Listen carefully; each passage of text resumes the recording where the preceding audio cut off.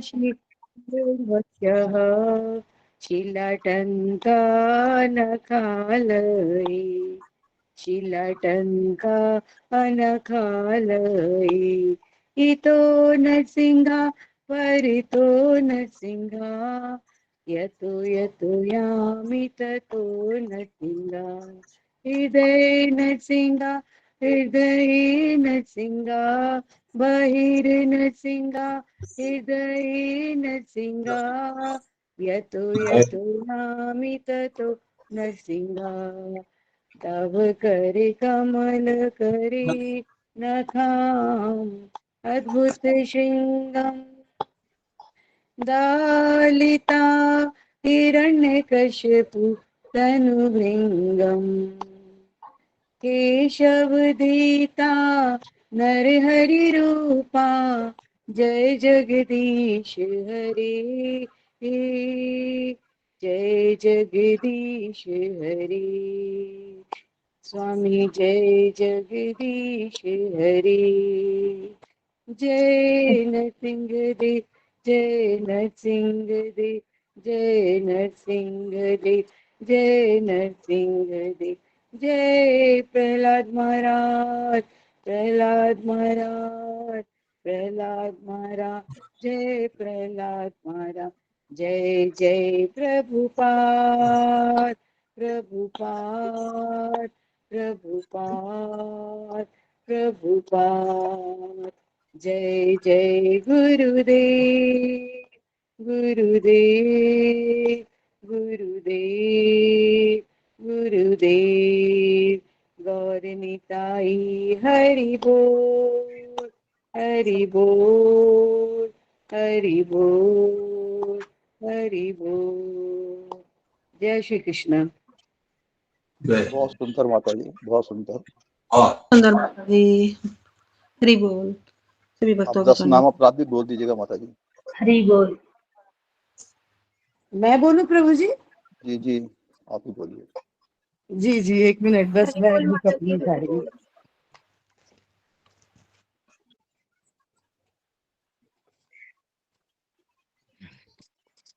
हरे कृष्ण माता जी दंडवत प्रणाम। हरे कृष्ण प्रभु जी दंडवत प्रणाम। दंडवत प्रणाम। हरे कृष्णा। भगवान के हरे नाम कृष्ण गुरु जी जप में होने जी वाले 10 अपराध। भगवान नाम के प्रचार में संपूर्ण जीवन समर्पित करने वाले महाभागवतों की निंदा करना।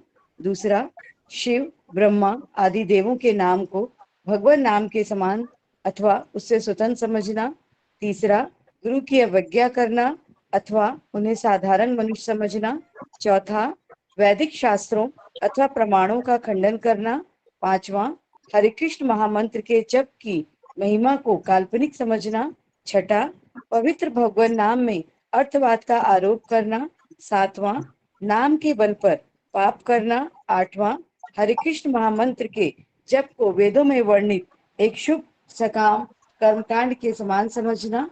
नौवां, अश्रद्धालु व्यक्ति को हरिनाम की महिमा का उपदेश करना।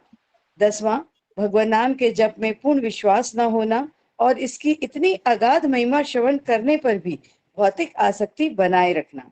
भगवान नाम का जप करते समय पूर्ण रूप से सावधान न रहना भी अपराध है।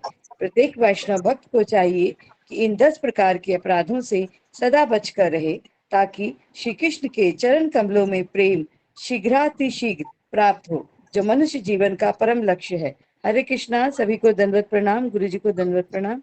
सभी भक्तों को दंडवत प्रणाम। बहुत सुंदर माता जी। हरे कृष्णा हरे कृष्णा। धन्यवाद।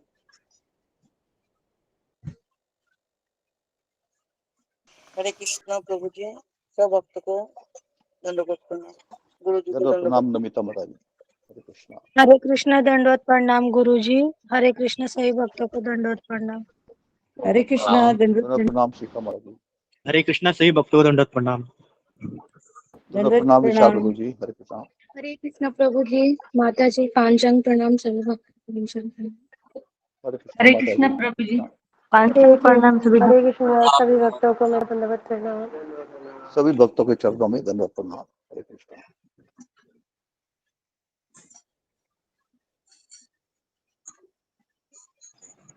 हरे कृष्णा प्रभु जी सभी भक्तों को दंडवत प्रणाम। दंडवत प्रणाम माता जी। माता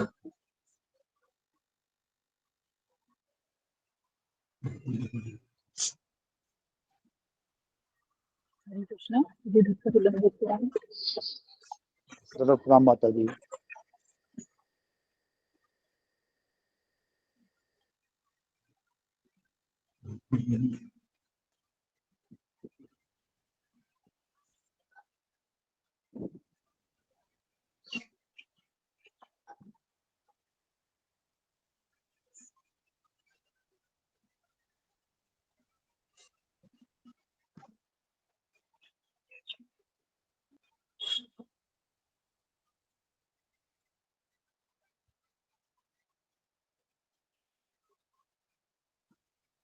हरे कृष्णा प्रतिभा माता जी।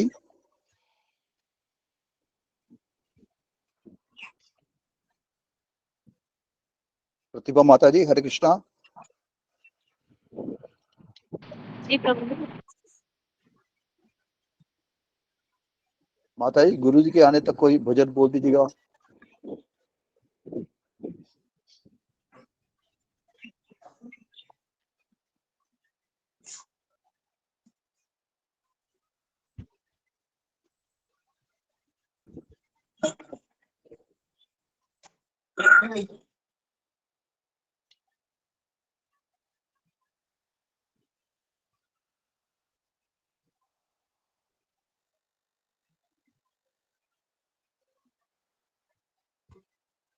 अच्छा आप ट्रेन में हैं।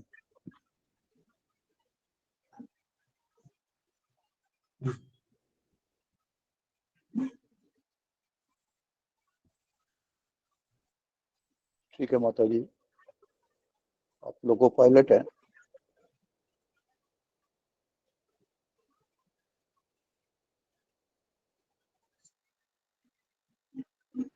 हरे कृष्णा सभी भक्त को दंडवत प्रणाम। हरे कृष्णा। हरे कृष्ण प्रभु जी। हरे कृष्णा गुरु जी ट्रेन दंडवत में प्रणाम क्यों है प्रभु जी?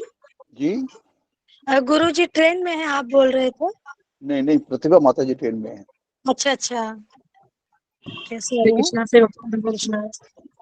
हरे कृष्णा माता जी। हरे कृष्णा। क्षमा चाहती हूँ प्रभु जी, मैं अभी ट्रैवल कर रही हूँ ट्रेन में, इसलिए नहीं सुन पा रही हूँ।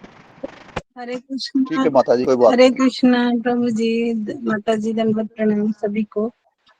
दंडवत प्रणाम प्रवीणा माता जी। हरे कृष्णा। कृष्णा सभी भक्तों को दंडवत प्रणाम। हरे कृष्णा। क्योंकि गुरु जी ने कहा था ना भाई प्रतिभा माता जी ही गाएंगे और कोई भक्त नहीं गाएगा।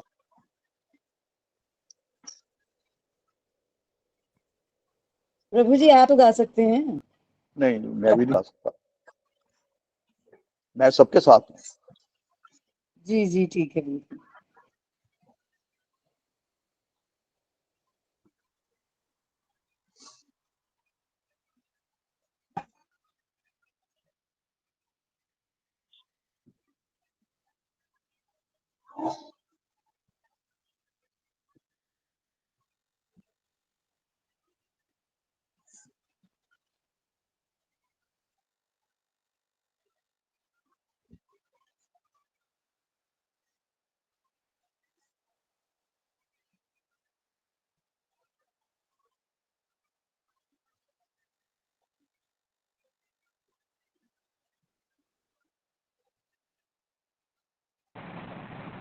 हरे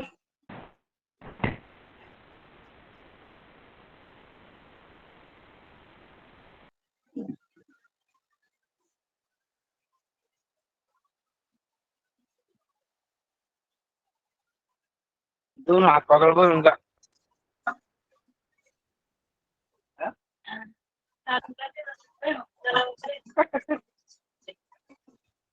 घुस जाए एकदम मारो सब, घुस जाएंगे अभी।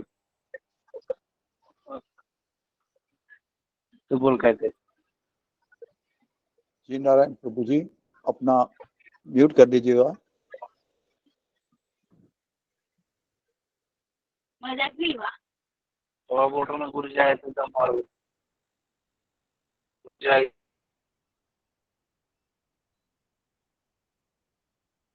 चालू है।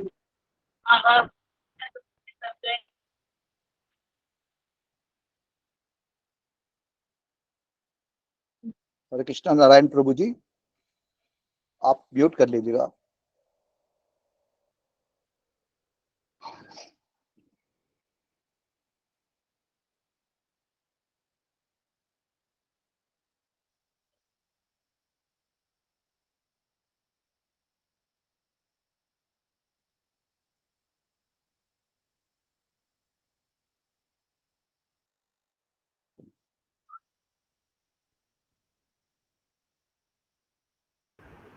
हरे कृष्णा प्रभु जी। हरे कृष्णा प्रभु जी, हरे कृष्णा, धन्यवाद प्रणाम। दंडवत प्रणाम। अभी ये मैं 3:10 में आया था, तो ये 3 बजे से शुरू होने वाली थी, तो अभी कुछ हुआ है या बस ऐसे ही अभी? अभी गुरुजी की वेट हो रही, गुरुजी आने वाले हैं। अच्छा अच्छा, अभी कुछ हुआ नहीं है मतलब? नहीं अभी नहीं, मुझे लगा कि मैं लेट हो गया थोड़ा सा। अभी गुरुजी नहीं आना है। अभी तक मंदिर के काम में फंसे हों भी जा रहे। अच्छा अच्छा। हरे कृष्णा सभी भक्तों को दंडवत प्रणाम। हरे कृष्णा प्रभु जी दंडवत प्रणाम प्रणाम। माता जी, हरे कृष्णा। हरे कृष्णा सभी हरे भक्तों को मेरे कृष्णा। दंडवत प्रणाम। हरे कृष्णा गुलाब माता प्रणाम जी। माता जी। दंडवत प्रणाम।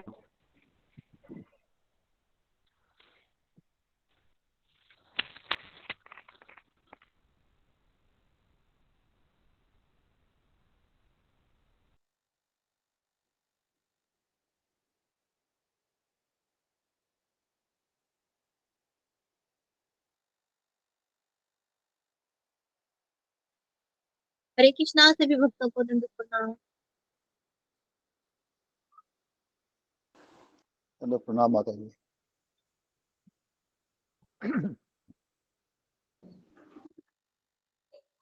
हरे कृष्णा, सबको दंडवत प्रणाम। हरे कृष्णा सभी भक्तों को दंडवत प्रणाम। प्रणाम माता जी। दंडवत प्रणाम प्रभु। हरे कृष्णा माता जी, दंडवत प्रणाम।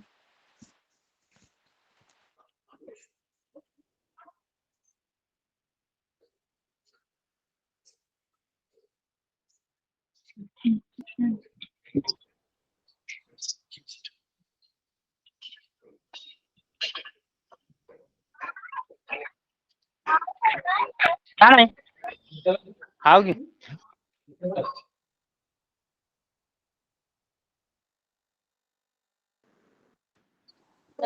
हरे कृष्णा कृष्ण कृष्ण हरे गुरु जी, हरे कृष्ण गुरु जी दंडवत प्रणाम। हरे कृष्णा हरे कृष्ण प्रभु जी प्रणाम। हरे कृष्णा गुरु जी दंडवत प्रणाम।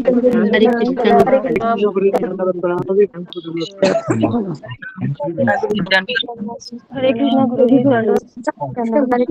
जी दंडवत प्रणाम। हरे कृष्णा हरे कृष्णा गुरु जी दंडवत प्रणाम। सभी भक्तों को दंडवत प्रणाम। हरे कृष्णा हरे कृष्ण हरे कृष्ण हरे कृष्णा गुरु प्रणाम। हरे कृष्णा गुरु, हरे कृष्ण हरे कृष्णा गुरु जी हरे दंडवत कृष्ण प्रणाम। हरे कृष्ण हरे कृष्ण हरे कृष्ण हरे कृष्ण हरे कृष्ण। ओके जी, हम आगे बढ़ते हैं। ओम अज्ञानतिमिरन्धस्य ज्ञानाञ्जनशलाकया चक्षुरुन्मीलितं येन तस्मै श्रीगुरवे नमः। श्रीचैतन्यमनोभीष्टं स्थापितं येन भूतले स्वयं रूप कदा मह्यं ददाति स्वपदान्तिकम्। वन्देऽहं श्रीगुरो श्रीयुतापदकमलं श्रीगुरून् वैष्णवांश्च श्रीरूपं साग्रजातं सहगण रघुनाथान्वितं तं सजीवम् साद्वैतं सावधूतं परिजनसहितं कृष्णचैतन्यदेवम् श्रीराधा कृष्णपादान् सहगणललिता श्रीविशाखान्विताश्च हे कृष्ण करुणा सिन्धु दीनबन्धु जगत्पते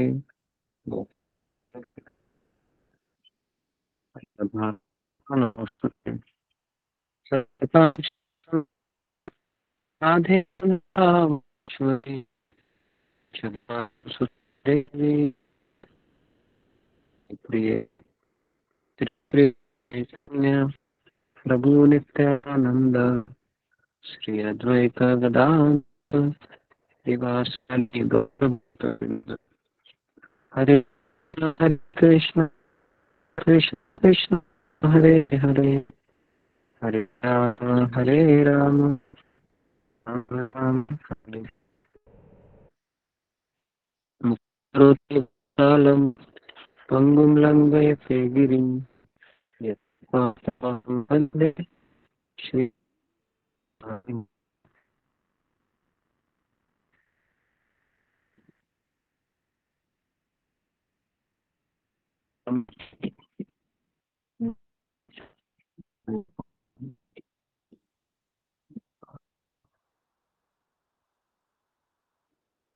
तो आज बहुत पावन दिन है। मैं आवाज सुनाई दे कृष्ण गुरु जी आवाज कट रही है आपकी नहीं आ काफी। रहा है। कैसे आ रहे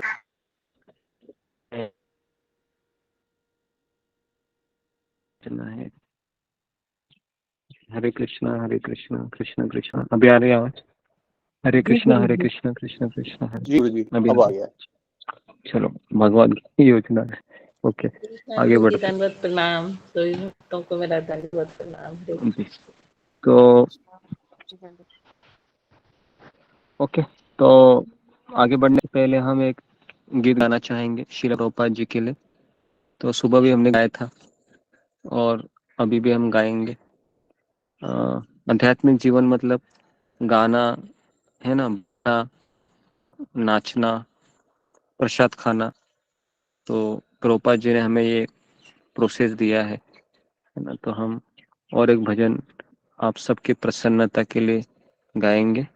आप सभी भक्तगण, बहुत अच्छा है कि आप कल भी 12 बजे तक जगने के पश्चात भी आप सुबह भी आए थे, जपा में भी आए थे, दोपहर में भी आ रहे हैं। तो वास्तविक रूप से आप सभी लोग एक रास्ते पर एक साथ चल रहे हैं, ऐसा मुझे दिख रहा है। तो ये बहुत ही अच्छा है कि शारीरिक थकान है, आपको उसके ऊपर धीरे धीरे जा रहे हैं, ये देखकर मुझे बहुत अच्छा लग रहा है। तो इसी तरह से शारीरिक कष्टों के ऊपर जाने का प्रयास कीजिए। ओके जी। तो आप में से कितने भक्तों ने आज कचौरी बनाई शिला प्रभुपाद जी के लिए? फिंगर को रेस कीजिए। ओके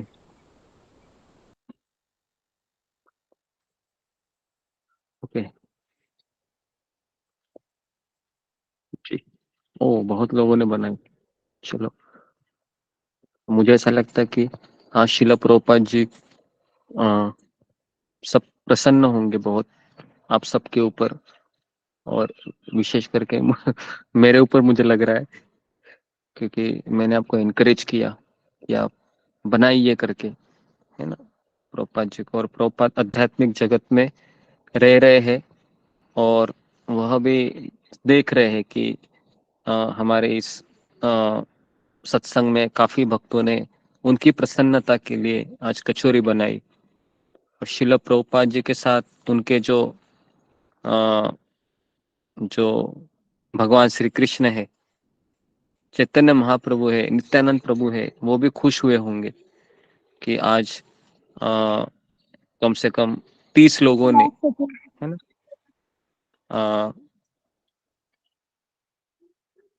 कचौरी बनाने का प्रयास किया और सबके कचौरी में देखा तो अच्छा लगा, सबने अच्छा प्रयास किया। तो मैं किसी का नाम नहीं लेना चाहूंगा किसका अच्छा हुआ, तो ये एक अच्छा नहीं होगा, क्योंकि उसमें भावना है वो मुझे दिखाई नहीं दे रही है। तो मैं आकार और उसके बाहर के दृष्टि से अगर मैं उसका आकार को और उसके रंग को मैं देखूंगा केवल, लेकिन आपका भाव उसमें रहेगा, भले ही वो कैसे भी बनी होगी, तो उस भाव का मूल्यांकन शायद मेरे से नहीं हो सकता। तो इसलिए मैं कुछ कह नहीं रहा हूँ, लेकिन मुझे इतना तो पता है कि शिला प्रभुपाद जी ने इसको स्वीकार किया है, ऐसा मुझे लग रहा है। तो आप सब ने बनाया है, तो 30 के 30 लोगों को मैं नंबर 1 घोषित करता हूँ। ओके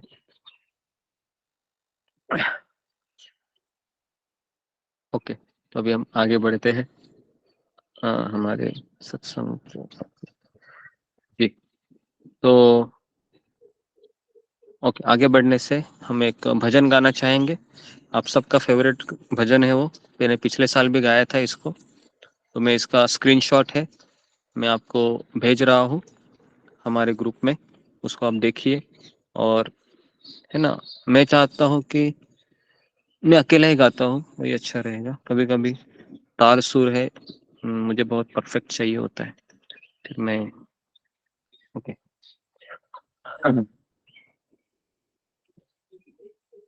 तो आध्यात्मिक प्रशिक्षण ग्रुप में मैं इसको भेज रहा हूँ, तो उसमें आप देखिए। एक्चुअली इसमें मैं प्रभुपाद का नाम लिख रहा हूँ, प्रभुपाद कृपा करके मुझे को अपना लेना। याद है आपको ये भजन? मैंने पिछले साल गाया था, अगर आपको याद होगा। मुझे लगता है कि अक्टूबर में भी गाया था मैं, नवंबर में। प्रभुपाद कृपा करके मुझे को अपना लेना, है ना। तो इसमें हम शिला प्रभुपाद को पुकारेंगे, क्योंकि आज का वो दिन है। कहते हैं कि जिस व्यक्ति का बर्थडे होता है ना, उस दिन बहुत वो खुश रहता है, बराबर है। जिसका बर्थडे रहता है ना, उस दिन बहुत खुश रहता है वो। आप जो मांगेंगे वो इतना उदार होता है कि वो आपको आसानी से देगा, है ना। लेकिन देने के पहले हमें अपनी कृतज्ञता व्यक्त करनी चाहिए। तो सुबह भी हमने मंदाकिनी माता जी, हयग्रीव प्रभु, यमुना माता जी, परम पूज्य भक्तिचारू महाराज, है ना, एक एक एकदम हीरे है, डायमंड, है ना। तो जिस तरह से पारसमणि के संपर्क में आने से लोहा भी सोना होता है ना, तो ये खुद सब ऐसे ही है। ये एक अगर पारसमणि हमारे जीवन में आए तो हमारा स्वभाव लोहे की तरह होता है, तुरंत हम सोने के जैसे चमकने लगते हैं, है ना, इस तरीके से। ओके, तो मैं अधिक देरी न करते हुए मैं इसको शुरू करता हूँ। प्रभुपाद कृपा करके मुझको अपना लेना।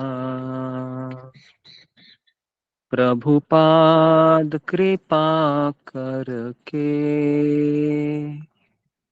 मुझको अपना लेना। मैं शरण पड़ा तेरी, चरणों में जगा देना। मैं शरण पड़ा तेरी, चरणों में जगा देना। चरणों में जगा देना। प्रभुपाद कृपा करके मुझको अपना लेना। करुणा निधि नाम तेरा, करुणा बरसाओ तुम। सोए हुए भाग्य को हे नाथ जगाओ तुम। हे नाथ जगाओ तुम। मेरी नाव अगर डोले उसे पार लगा देना। मेरी नाव भंवर डोले उसे पार लगा देना। मैं शरण पड़ा तेरी, चरणों में जगा देना। चरणों में जगा देना।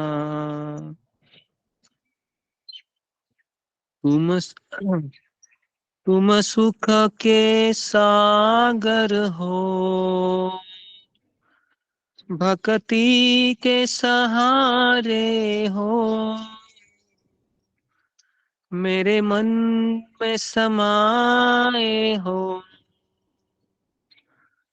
मुझे प्राणों से प्यारे हो, मुझे प्राणों से प्यारे हो। नितमाला जपू तेरी,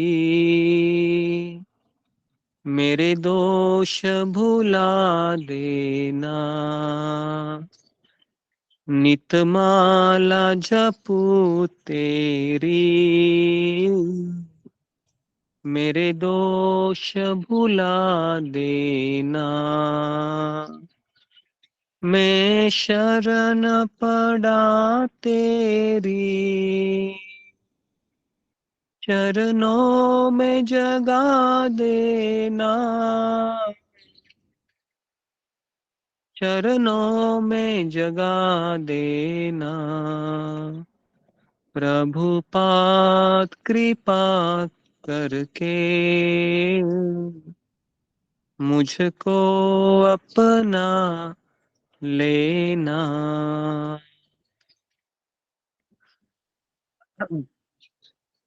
मैं संतों का सेवक हूँ, गुरु चरणों का दास हूँ।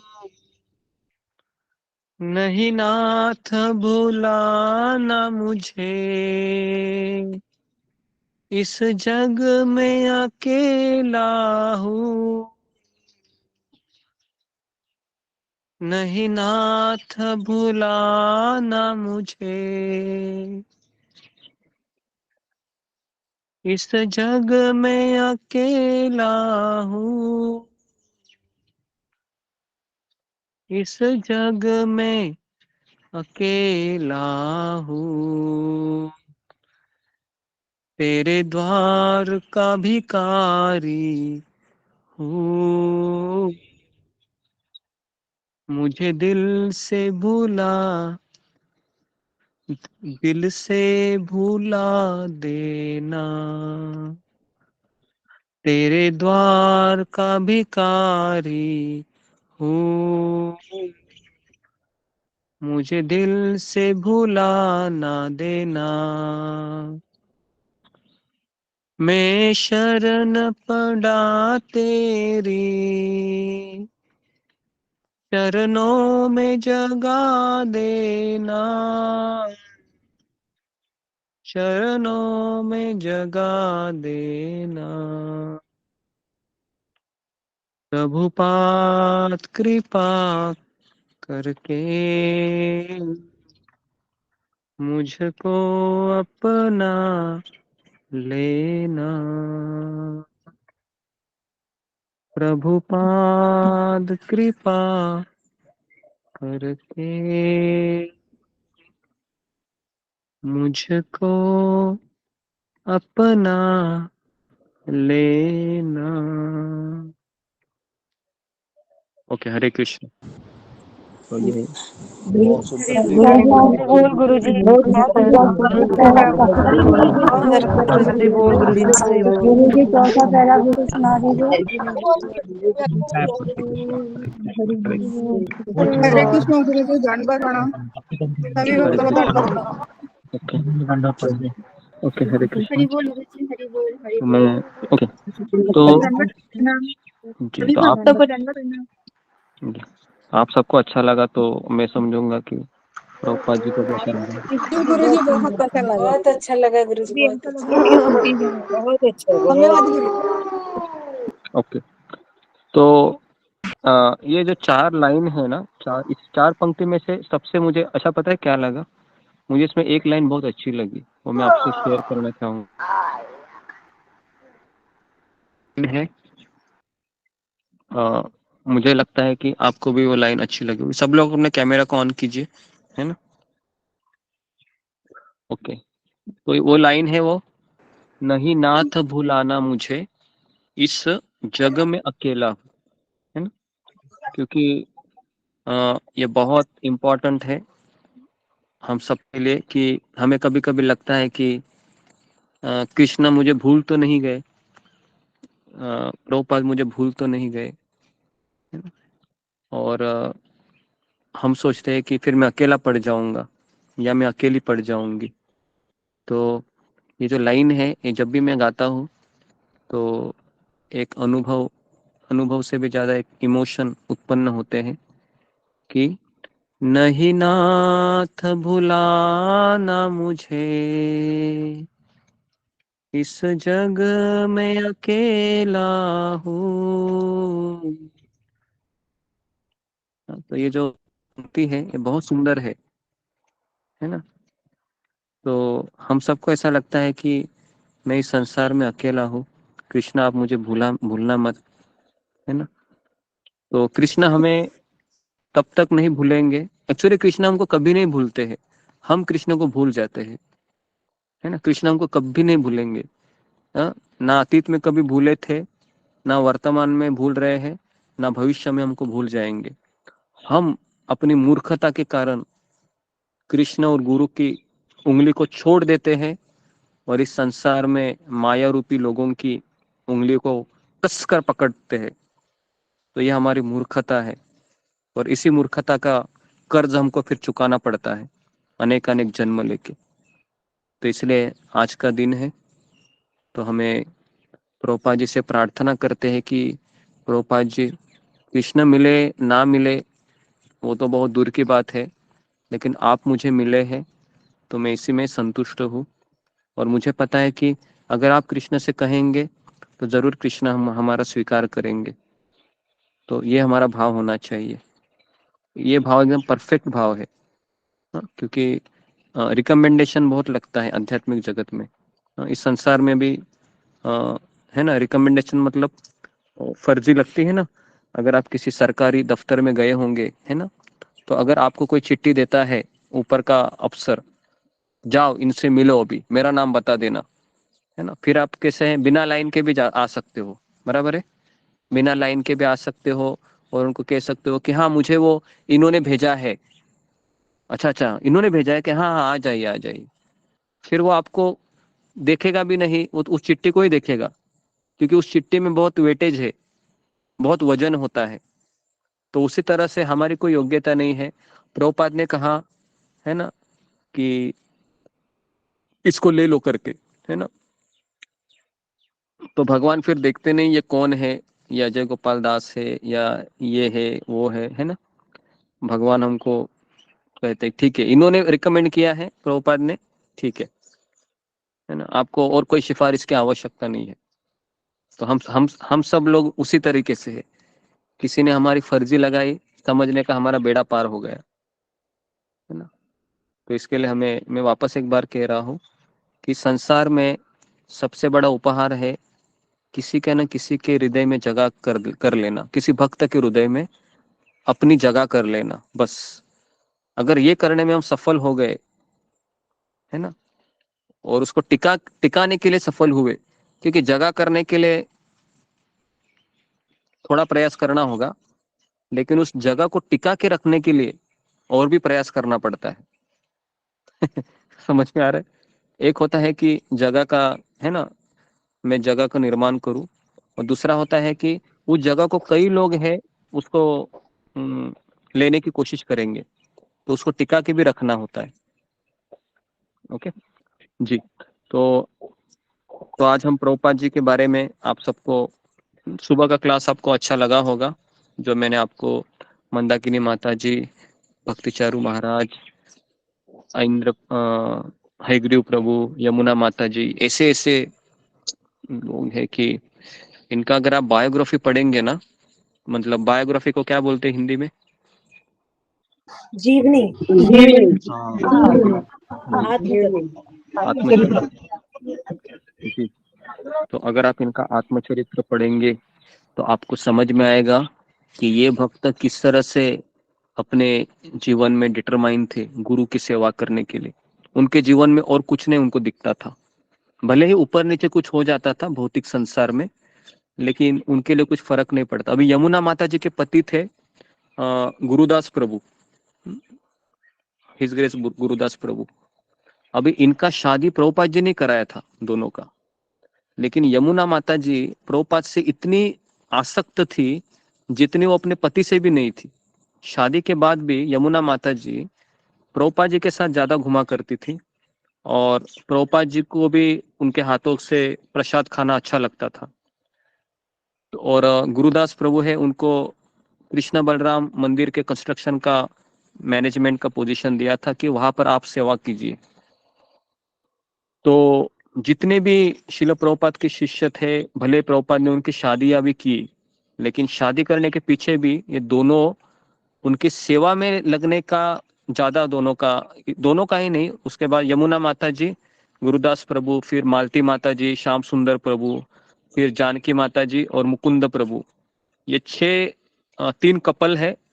इनको प्रभुपाद जी ने कहाँ भेजा था पता है आपको? इनको प्रभुपाद जी ने लंदन में भेजा था प्रचार करने के लिए। तो ये तीनों कपल ने फिर जॉर्ज हैरिसन को प्रेरित किया, और जॉर्ज हैरिसन ने फिर प्रभुपाद जी के वाणी से प्रभावित होकर इस्कॉन का बड़ा मंदिर उन्होंने बनवाया लंदन में, है ना। तो इस तरीके से अद्भुत अद्भुत कार्य प्रभुपाद जी के शिष्यों ने किया। क्यों किया ऐसा? इसके पीछे भी कारण है। कौन मुझे बताएगा?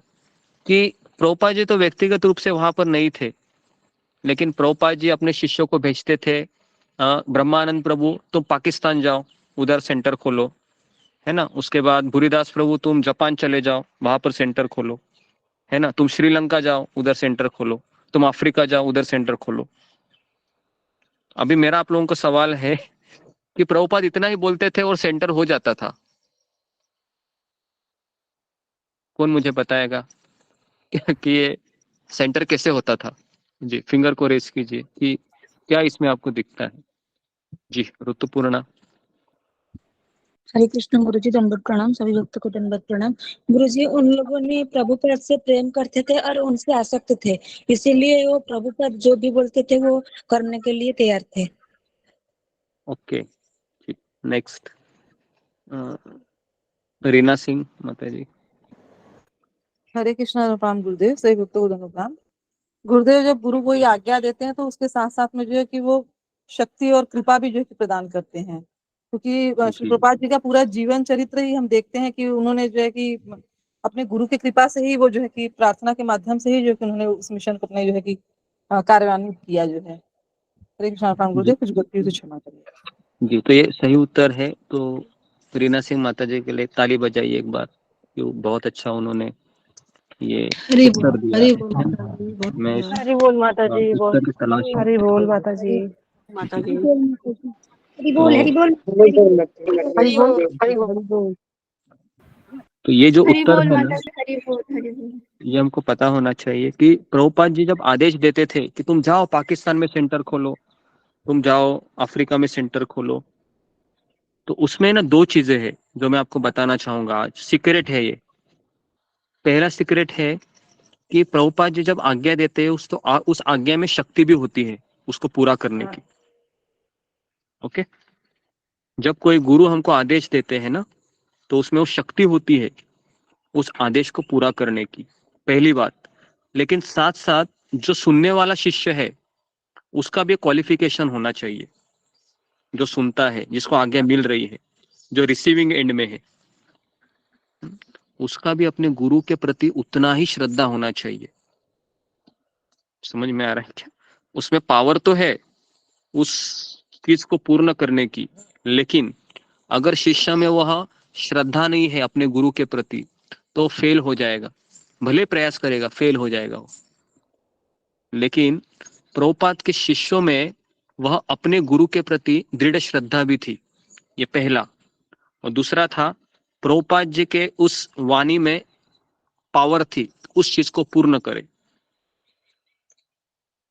क्योंकि वह किसका आदेश होता है? वह प्रभुपाद का आदेश नहीं होता है, वो कृष्ण का आदेश होता है। वह कृष्ण का आदेश प्रभुपाद के मुख से उसके शिष्यों के कान में आता है।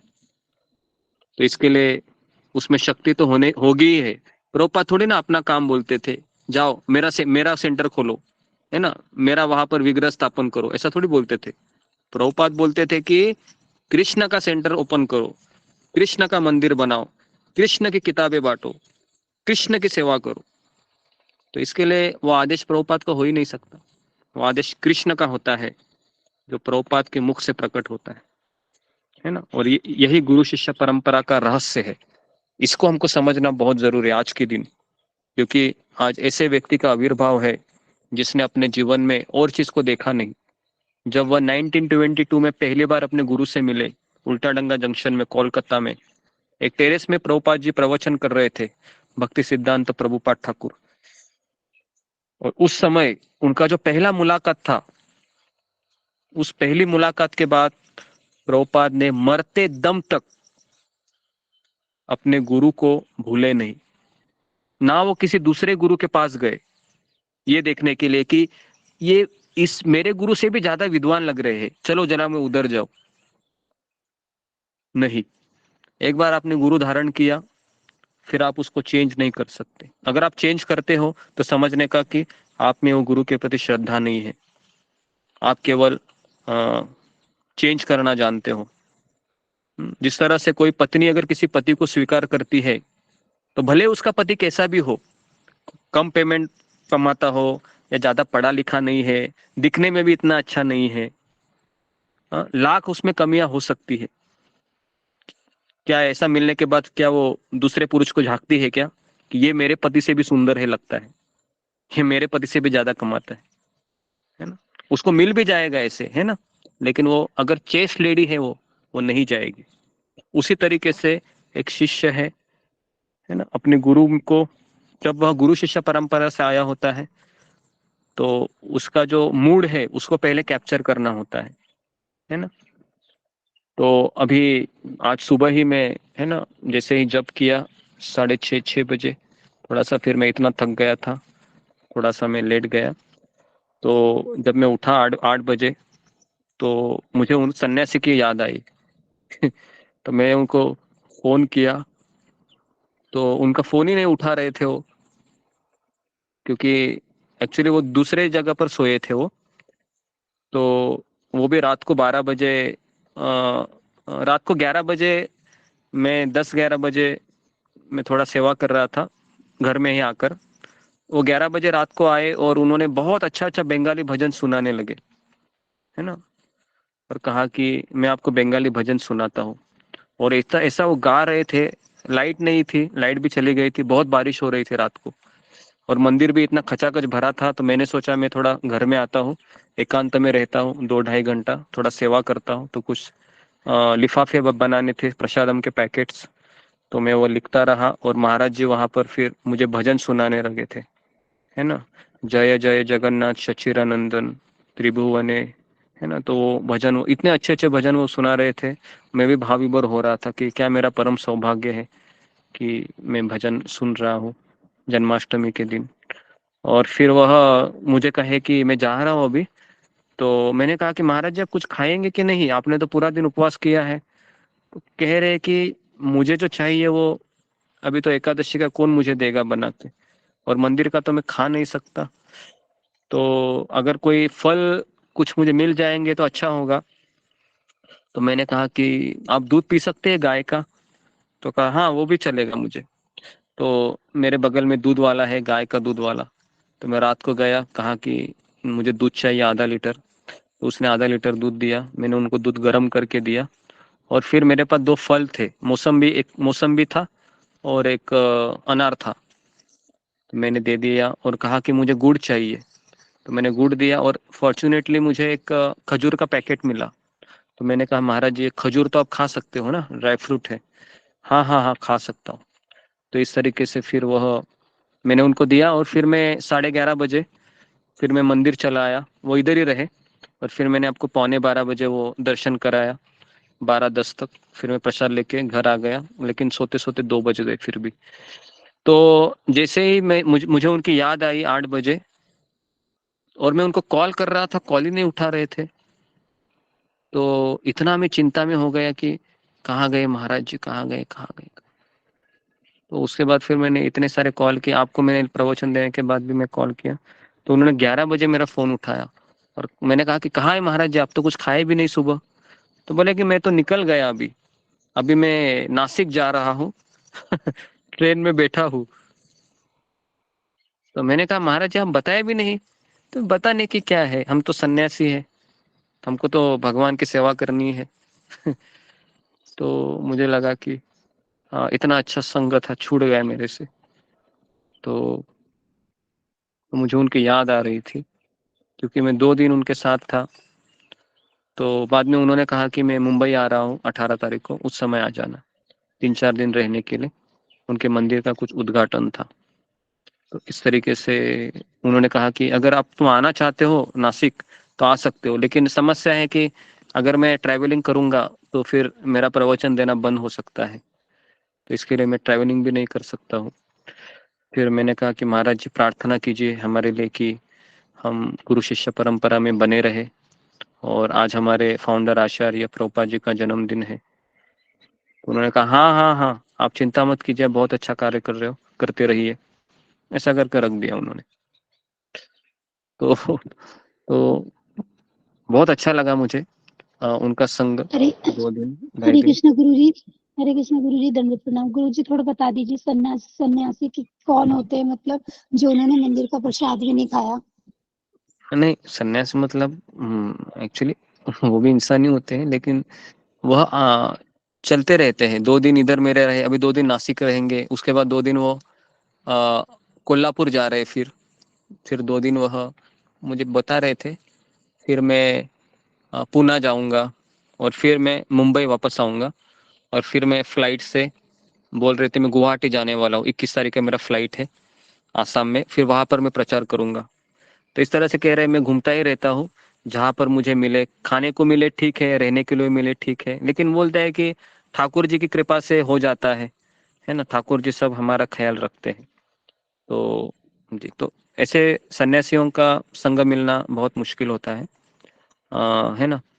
तो इन 2 दिन रहने से मुझे उनसे काफ़ी चीज़ें सीखने को मिली कि किस तरह से हमें सुबह उठ के, है ना, माला करनी चाहिए। वो तो सुबह 2 बजे उठते थे, है ना, और 2:15 ढाई बजे फिर वह शुरू हो जाते थे, और वो हिलते भी नहीं है 6 बजे तक, एकदम एक ऐसे जप करते हैं जबरदस्त और हालांकि वो इस्कॉन मंदिर में आए थे, अभी मैं थोड़ा सा बता रहा हूँ उनके बारे में।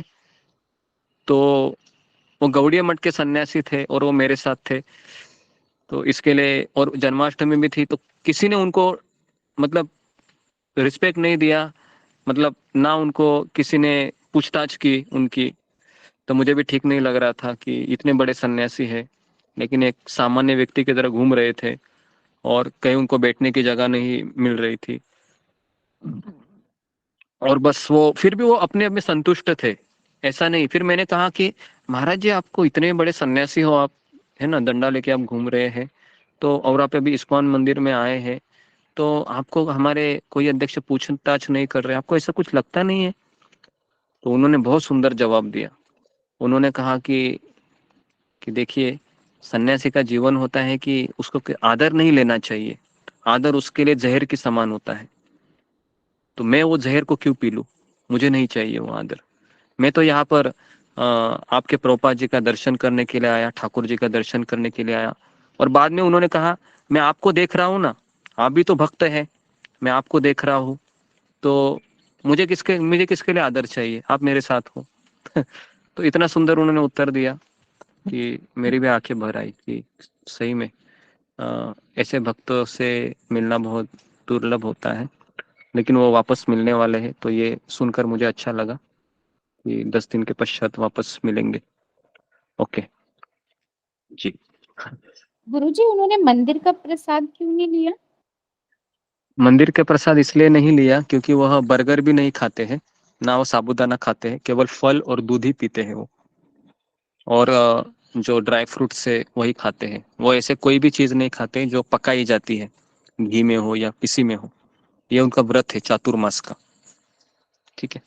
तो बहुत कठिन व्रत होता है और इतने वो दुबले पतले, उनकी उम्र भी मेरे से भी उम्र में वैसे कम थे, 36 के थे वो आपसे सभी से, लेकिन उनकी भक्ति बहुत बहुत बहुत तीव्र भक्ति थी उनकी, ठीक है, जो भी है। तो ओके, आगे बढ़ते हैं अभी हम।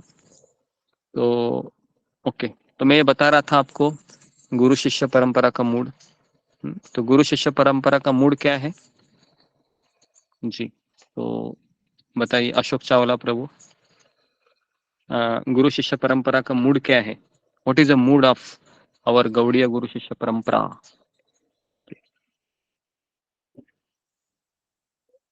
हाँ बताइए अशोक चावला प्रभु। क्षमा करना गुरुजी, वर्ड नहीं है मेरे पास। अच्छा, ओके, नेक्स्ट। ओके, रंजना माता जी आप बोलिए। गुरुदेव, मुझे भी इतना समझ में नहीं आ रहा है, लेकिन हाँ कुछ प्रयास करूंगी। गौड़ीय वैष्णव परंपरा जो है वो भगवान से ही आ रहा है, भगवान से के द्वारा। नहीं, मैंने तो अभी क्या कहा वो बताइए। मैंने अभी 10 मिनट पहले कहा ना, वो आपको बताना है जी।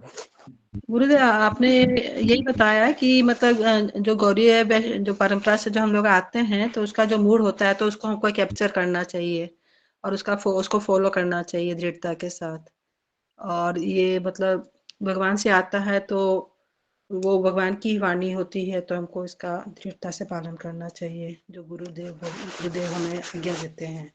ओके जैसे प्रभुपाद जी जी ने जी, तो बेसिकली मैंने भी बताया था कि गुरु शिष्य परंपरा का मूड है कि हमें जो हमको शक्ति मिलती है आदेश से, है ना, उस आदेश के ऊपर हमारा भरोसा होना चाहिए। और दूसरी चीज है कि अपने गुरु के ऊपर भी उतनी श्रद्धा होनी चाहिए। ये दो चीजों से हमारे गुरु शिष्य परंपरा का निर्वाह होता है। ओके, तो आज मैं आपको हरे कृष्ण प्रभु जी, हाँ बोलिए। मैं भी बोलना चाहता था इसमें कि जैसे इस्कॉन या गौड़िया संप्रदाय जो है, तो उसमें मतलब गुरु शिष्य परंपरा जो है ब्रह्मा जी नारद मुनि से होते हुए, और वो अभी श्री प्रभुपाद तक बात आती है। तो जैसे मेरा ये कहना है कि जैसा कि गुरु ने अपने शिष्य को जो ज्ञान दिया, भगवान का जो दिव्य ज्ञान दिया, उस ज्ञान को गुरु के द्वारा शिष्य में जो है वो ट्रांसफर हुआ, और शिष्य ने भाव के साथ, यानी भक्ति भाव के साथ और गुरु के आदेशानुसार उसको एज इट इज उस ज्ञान को ग्रहण किया, और ग्रहण करने के बाद फिर अगले जो नेक्स्ट लेवल के जो शिष्य होंगे उसको वो मतलब प्राप्त हुआ हो। लेकिन जो भावना, जैसा कि अभी आपने कहा कि उसमें वो भावना होनी चाहिए, तो भावना जो होगी तो कहीं ना कहीं गुरु का जो विशेष जो आशीर्वाद जो है उस शिष्य को मिलेगा भी। और प्रभुपाद जी तो कोई सामान्य गुरु है नहीं, जैसा कि अभी आपने प्रश्न किया भी था और कई लोगों ने उसका उत्तर भी दिया था कि मंदिर की बात। तो प्रभुपाद जी ने 108 मंदिर जो बनाए थे अपने समय में, तो वो अपने आप में सामान्य बात नहीं है। श्री श्री श्री चैतन्य महाप्रभु जी का कहना था कि कलयुग में जो है आने वाले समय में हमारे सेनापति के रूप में कोई आएगा, तो वो श्री प्रभुपाद जी आए। और कहीं न कहीं जो उस तरह के जो समर्थ गुरु होते हैं, तो उसके अंदर जो है भगवान की विशेष कृपा जो है होती है, उनका अनुग्रह होता है, और उसी अनुग्रह के आधार पर जो है ये मंदिर निर्माण भी हुआ। और इतनी बड़ी जो गुरु शिष्य परंपरा जो है अभी इस कलयुग में बहुत अच्छे से चल रही। और अभी जो समय है, जैसे अलग अलग टाइप के जो लोग मतलब वर्ल्ड पावर है या अलग अलग टाइप की जो समस्याएं आती हैं, उस कंडीशन में भी लोग जो है, कोविड की समस्याएं सब, लेकिन फाइनली ये परंपरा इतनी स्ट्रांग है कि उस परंपरा को, क्योंकि गुरु में सामर्थ्य, अभी जो भी प्रभुपाद जी का जो चल रहा है, कहीं न कहीं वो उसमें मतलब उनकी विशेष अनुकंपा, उनकी विशेष कृपा है, और वही जी, मैं समझ गया आप क्या बताना चाह रहे हैं मुझे। तो जी, तो जैसा आप कह रहे हैं कि गुरु शिष्य परंपरा में, मैं वापस कह रहा हूँ, अगर आप मान लो कि तन्मय, आपका नाम क्या है? तन्मय सिन्हा। अगर आप इस गुरु शिष्य परंपरा से जुड़ जाते हैं, है ना, उदाहरण दे रहा हूं मैं, अगर आप जुड़ जाते हैं, लेकिन अगर मैं मेरे गुरु के आदेश को फॉलो करने में असमर्थ हूँ, या मैं पालन करने में सक्षम नहीं हूँ, या फिर मेरी और कोई व्यक्तिगत अभिलाषाएं है ना, तो भले ही आपको अच्छी गुरु शिष्य परंपरा मिली है, लेकिन अगर मेरी व्यक्तिगत अभिलाषाएं है, और अगर मैं मेरे गुरु के आदेश को अच्छी तरीके से समझ नहीं पा रहा हूँ, और शायद मैं इसलिए भक्ति में आया हूँ, या इसलिए मैंने दीक्षा ली है, शिक्षा ली है, कि मैं इस संसार में अपने आप को एक सफल बना सकूं, है ना, तो फिर वो जो भक्ति होती है उसको सकाम भक्ति कहते हैं। और सकाम भक्ति करके फिर हम भले ही हमको गुरु शिष्य परंपरा मिली है, लेकिन हम फिर भगवत धाम नहीं जा सकते, क्योंकि हमारा जो उद्देश्य है, हमारी चेतना है, उसको भी रिपेयर करना उतना ही जरूरी है। एक होता है कि आपको अच्छा स्कूल मिलना, या कॉलेज में एडमिशन मिलना, या यूनिवर्सिटी, एक समझ लो, लेकिन आप में उस पढ़ाई करने की सक्षमता नहीं है, ना आप टीचर का वहां पर रोज क्लासेस अटेंड करते हैं, ना फिर, है ना, आप होमवर्क करते हैं, तो क्या आप आईआईटी में भी एडमिशन लेके क्या आप सफल बन सकते हैं? तन्मय सिन्हा जी, नहीं बन सकते, कभी है ना। नहीं। तो इसलिए ये गुरु शिष्य परंपरा मिलना, ये हमारे लिए सौभाग्य की बात है, एक तरीके से आईआईटी में एडमिशन मिलना। लेकिन मेरे में भी उतनी काबिलियत होनी चाहिए ना, कि मैं रोज क्लास अटेंड करूं, रोज स्कूल में आऊं, कॉलेज में आऊं, रोज मैं मेरे टीचर का रिस्पेक्ट करके उनसे सुनूं, रोज मैं होमवर्क करूं, है ना। तो इस तरीके से अगर मैं करता रहूंगा, तो फिर उस आईआईटीएन में जो मुझे एडमिशन मिला है ना, उसका भी चीज हो जाएगा, है ना। तो इसलिए दोनों ओर से योग्यता होना बहुत जरूरी है। पहली बात तो किसी को प्रामाणिक गुरु शिष्य परंपरा मिलती नहीं है आज की तारीख में। शास्त्र में कहा जाता है, ब्रह्मांड भ्रमित कौन भाग्यवान जीव, गुरु कृष्ण प्रसाद पाए भक्ति लता बीज। तो भक्ति लता का बीज है ना, इतना आसानी से नहीं मिलता है। हमारे इस्कॉन मंदिर में 10-10 सालों से काम करने वाले लोग हैं, जो यहाँ पर काम करते और नौकरी करके कुछ तनख्वाह पाते हैं, रोज वो प्रसाद खाते हैं, रोज वो भक्तों को देखते भी है, लेकिन फिर भी वह अभी तक माला नहीं करते। उनको सब पता है इस्कॉन क्या है, भगवान का यहाँ पर दर्शन होता है, प्रसाद होता है, प्रवचन होता है, लेकिन अभी तक माला नहीं उठा है। तो इसलिए इतना आसान नहीं है कि इस्कॉन में आने के बाद भी कोई व्यक्ति, है ना, शिक्षा दीक्षा लेते हुए आगे बढ़ सके। ये तभी हो सकता है जब आप किसी भक्त के संपर्क में आकर उनसे शिक्षा दीक्षा लेते हैं। तो ये एक अलग ही विषय है। तो इसलिए ओके, तो अभी हम आगे बढ़ना चाहेंगे। खास करके आज मैंने टॉपिक लिया था कि शिला प्रभुपाद जी ने अपने शिष्यों को जो पत्र लिखे हैं, उस पत्रों को मैं पढ़ के आपको सुनाना चाह रहा था, क्योंकि प्रभुपाद जी इतने व्यस्त रहते थे। और आप देखिए किस तरह से प्रभुपाद जी, अब जो शिष्य का जो लगा हुआ था ना, जो मैंने आपको सुबह बताया था कि शिष्य क्यों इतने प्रभुपाद जी से अटैच थे, क्योंकि प्रभुपाद जी जब जब उनके सवाल होते थे, तो प्रभुपाद जी भले ही दूर हो उनसे, कभी अफ्रीका में होते थे, कभी जापान में होते थे, कभी भारत में होते थे, लेकिन फिर भी वह उनके प्रश्नों के उत्तर देते थे, उनके प्रश्नों के उत्तर देते थे। तो प्रभुपाद ने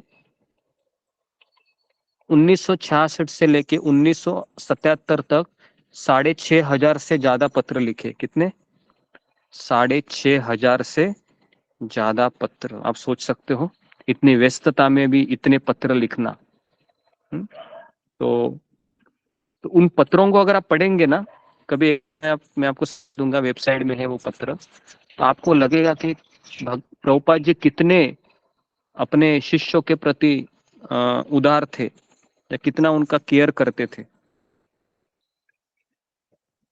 इसलिए किसी को भक्त बनाना है तो ये मैंने पहले भी कहा था 3-4 दिन पहले, प्रभुपाद ने भक्त ऐसे बनाया है कि प्रभुपाद ने अपना समय दिया, उनकी देखभाल की, उनकी केयर की, केवल गीता भागवत पे प्रवचन नहीं दिए।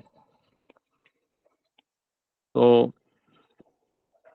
प्रभुपाद ने उनके शिष्यों के लिए खाना बनाया, खाना परोसा, फिर आधी रात वो डिस्टर्ब करते थे टक टक टक टक करके, तो प्रभुपाद जी दरवाजा खोल के उनका स्वागत करते थे।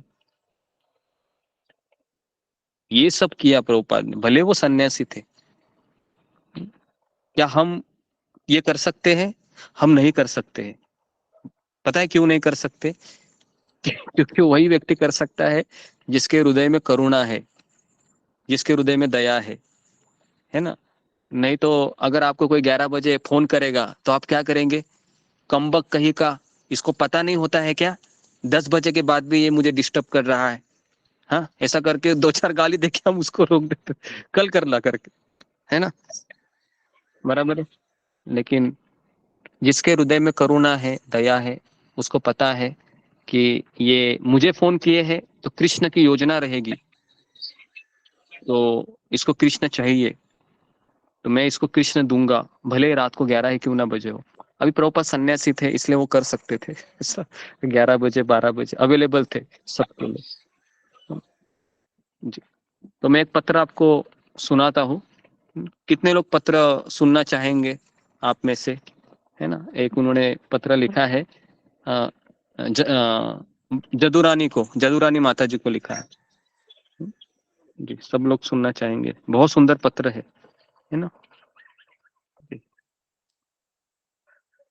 ओके, बहुत सारे भक्त हैं, सुनना चाहेंगे। मैं भी पहली बार पढ़ रहा हूँ हाँ एक्चुअली। तो अचानक अभी मैं सोच रहा था, मैं यहाँ पर प्रसाद लेके आया, है ना। आज कचौरी नहीं मिला लेकिन हमें खाने को दोपहर में, क्योंकि प्रभुपाद का जन्मदिन था। आज तक ऐसा हुआ नहीं कि मैंने कचौरी नहीं खाई, लेकिन समोसा था आज यहाँ पर, तो मुझे भी लगा अरे कचौरी कचौरी कहाँ है। तो फिर व्हाट्सएप ओपन किया तो बहुत सारी कचौरियाँ थी लेकिन खा नहीं पाया एक भी कचौरी, सब चित्र दिख रहे थे, है ना। तो फिर समोसा खा के ही सोचा कि ठीक है ये कचौरी है समझ के खा लीजिए, अभी प्रसाद है ना। तो फिर उसके पश्चात फिर मैं घर में आया और फिर सोच रहा था कि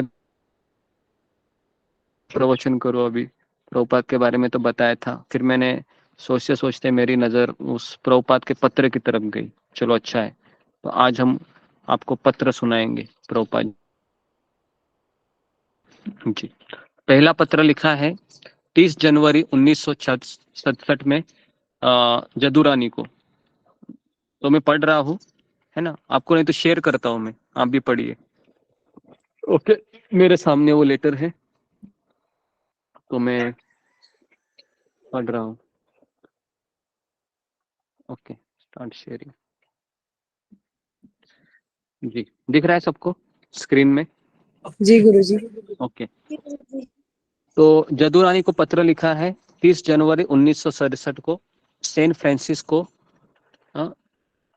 मेरी प्रिय जदुरानी, अभी मान लो अगर गुरु आपको ऐसा पत्र लिखते हैं तो पहला ही शब्द पढ़कर आपको अच्छा लगेगा कि नहीं? प्रभुपाद जी लिख रहे हैं, मेरी प्रिय जदुरानी, कृपया आशीर्वाद मेरा स्वीकार करें। मैंने आपके अच्छे काम के बारे में सुना है, हालांकि आपने मुझे नहीं लिखा। मैं तुम्हें हमेशा सबसे अच्छी लड़की के रूप में याद करता हूँ। सोचिए, अगर कोई जदुरानी माता जी अगर ये पत्र पढ़ रही है, उसको कितना अच्छा लग रहा होगा कि मेरे गुरु मुझे याद कर रहे हैं और ये भी कह रहे कि तुम अच्छी लड़की हो। क्यों लेकिन हो अच्छी लड़की? प्रभुपाद लिखते हैं, क्योंकि तुम कृष्ण की सेवा में इतनी निष्ठा से लगी रहती हो।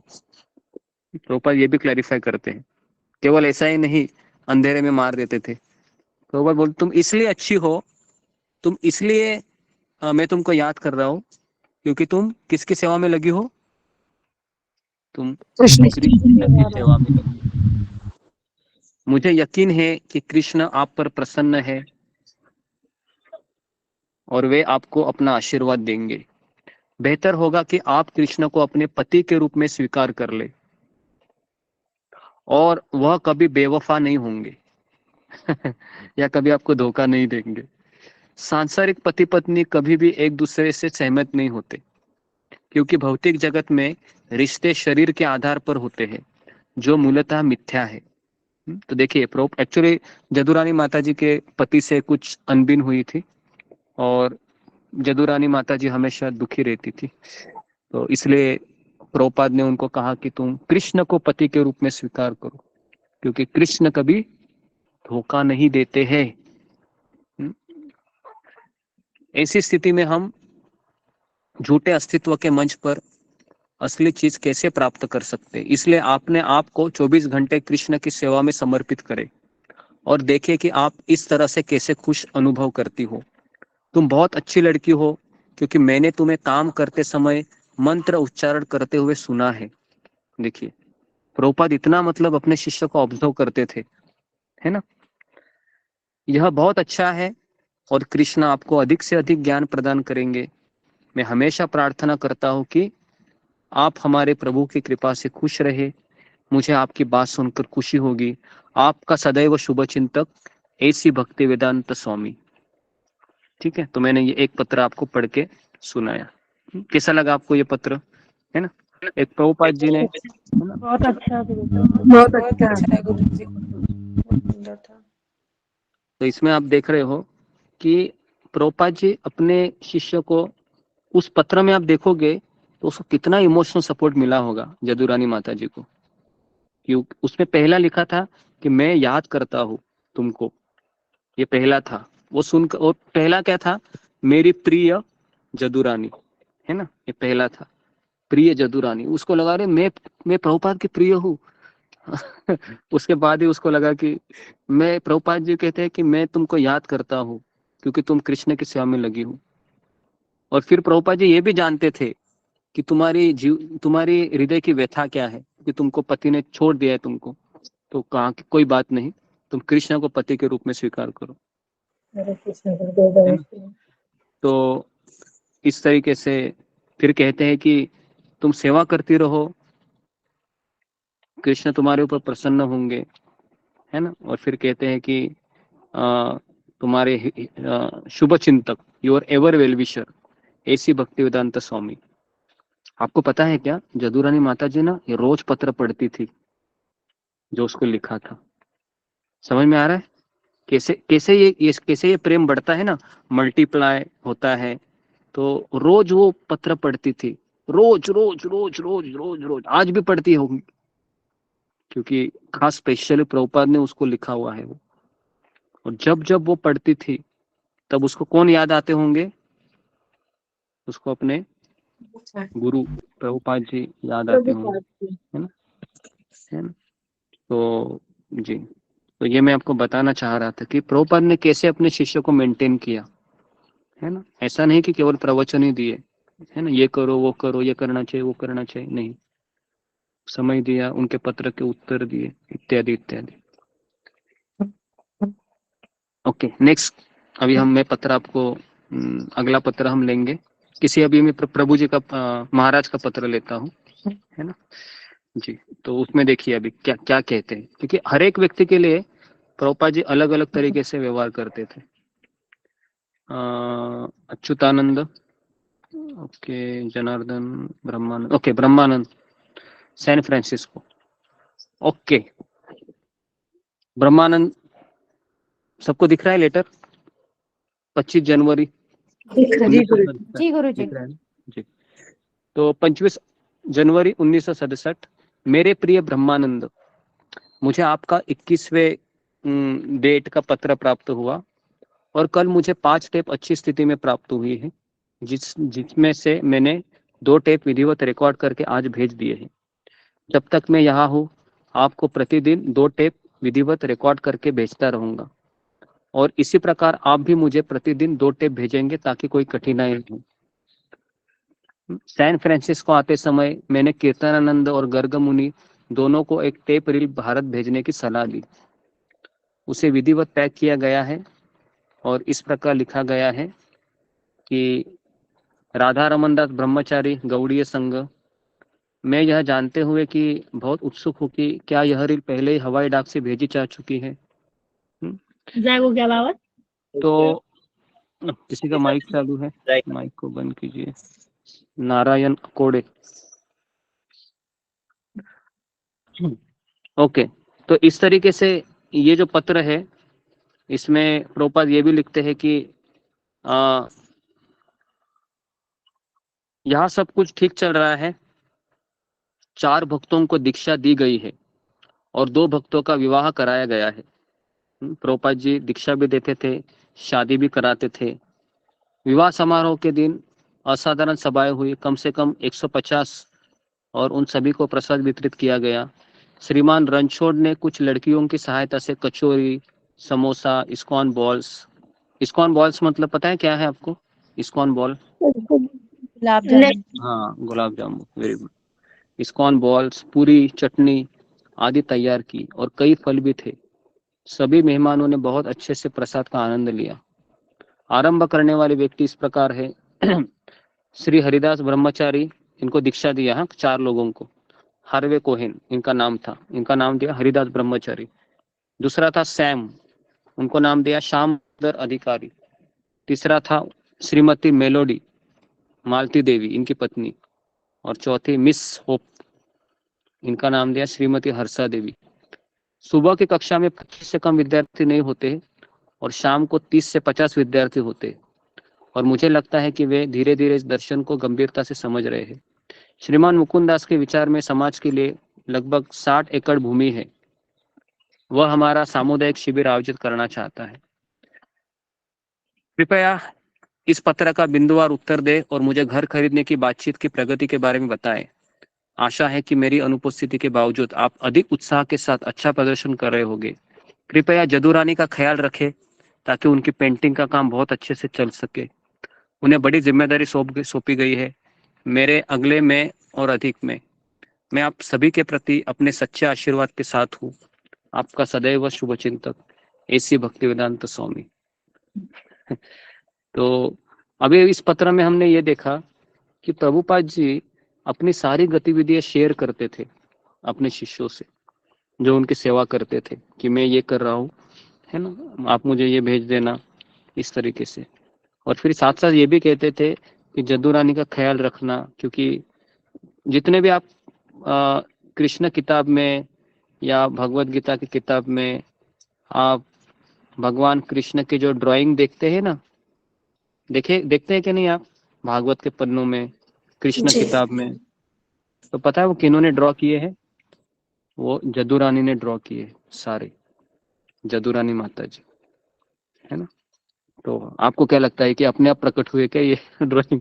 किसी ने तो बनाया होगा ना ये अच्छे से, वो है ना। तो कितने सुंदर सुंदर ड्राइंग है। तो ये जदुरानी प्रभुपाद जी के पास आती थी, देखिए प्रभुपाद जी मैंने कैसे बनाया इसको। फिर प्रभुपाद जी बोलते थे ये सही नहीं बना, इसको अच्छे से करो। तो इस तरीके से जी। तो अगला पत्र हम पढ़ते हैं। ऐसा 2 चित्र पत्र कैसे बनाया जाता है कि उन्हें तो कभी देखा नहीं था ना, तो ऐसा प्रभुपाद चित्र जी सुंदर। प्रभुपाद जी उनको कहते थे, प्रभुपाद जी उनको समझाते थे कि गोलोक वृंदावन ऐसा होता है। और मैं वापस कह रहा हूँ, अभी अभी मैंने कहा था कि जब गुरु चाहता है कि आप एम्पावर्ड हो कोई भी सेवा करने के लिए, तो वह सारा चीज अपने आप ही प्रकट होता है ना। तो इसके लिए भक्ति में कैसे हुआ, कब हुआ, ये कैसे हो सकता है? सब कुछ हो सकता है अगर हमारे पे गुरु और कृष्ण के प्रति श्रद्धा है। तो हर कठिन कार्य, या फिर क्या कह सकते हो उसको, असंभव कार्य भी संभव हो सकता है ना। इसके लिए मैं प्रार्थना में हमेशा क्या गाता हूँ, मुकम करोति वाचालम पंगुम लंघयते गिरिम यत् कृपा तमहं वंदे श्री गुरु दीनतारिणम्। तो गुरु की कृपा है तो जो गूंगा व्यक्ति भी बोल सकता है, और गुरु की कृपा है तो लंगड़ा व्यक्ति भी गिरी चढ़ सकता है। तो सब कुछ हो सकता है।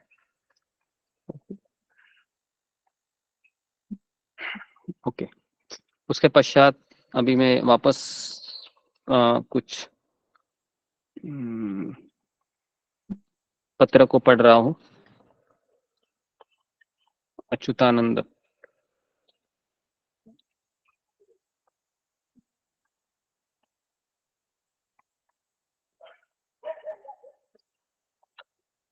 ओके, अगला पत्र है यहाँ पर जो 1968 में प्रभुपाद ने 525 लेटर लिखे हैं, है ना। ओके, यमुना माता जी को पत्र लिखा है ना। वो मैं पढ़कर अभी आपको सुनाता हूँ। आपको भी मैं पद दिखा देता हूँ, पत्र कि किस तरह से प्रभुपाद जी पत्र लिखते हैं।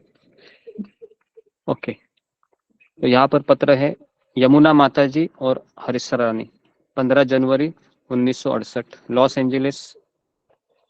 मेरी प्रिय यमुना देवी और हर्षारिणी देवी, कृपया मेरा आशीर्वाद स्वीकार करें। मुझे आपका बिना दिनांक वाला पत्र प्राप्त हुआ है और मैं समझ सकता हूँ कि कुछ बिंदुओं पर आप गर्ग मुनि से असहमत है, लेकिन आपने स्पष्ट रूप से यह नहीं बताया कि असहमति का कारण क्या है। अभी ये यमुना देवी ने पत्र लिखा होगा कि मैं जिनके साथ काम करती हूँ या सेवा करती हूँ, गर्ग मुनि, इनसे मेरा कुछ विचार मिल नहीं रहे हैं। तो इन चीजों के लिए भी वो प्रभुपाद से पत्र किया करते थे, है ना। इसलिए मैंने 3-4 दिन पहले प्रभुपाद क्या बोले थे कि मैं प्रभुपाद नहीं हूँ, मैं क्या हूँ, क्या बोले थे प्रभुपाद? बोले थे मैं प्रॉब्लम पाद। हाँ, प्रॉब्लम पाद हूँ, कि सब लोग मुझे प्रॉब्लम प्रॉब्लम प्रॉब्लम लेके आते रहते हैं। हाँ? तो प्रभुपाद लेकिन फिर भी शांति से लिखते थे कि आपने मुझे असहमति का कारण नहीं बताया।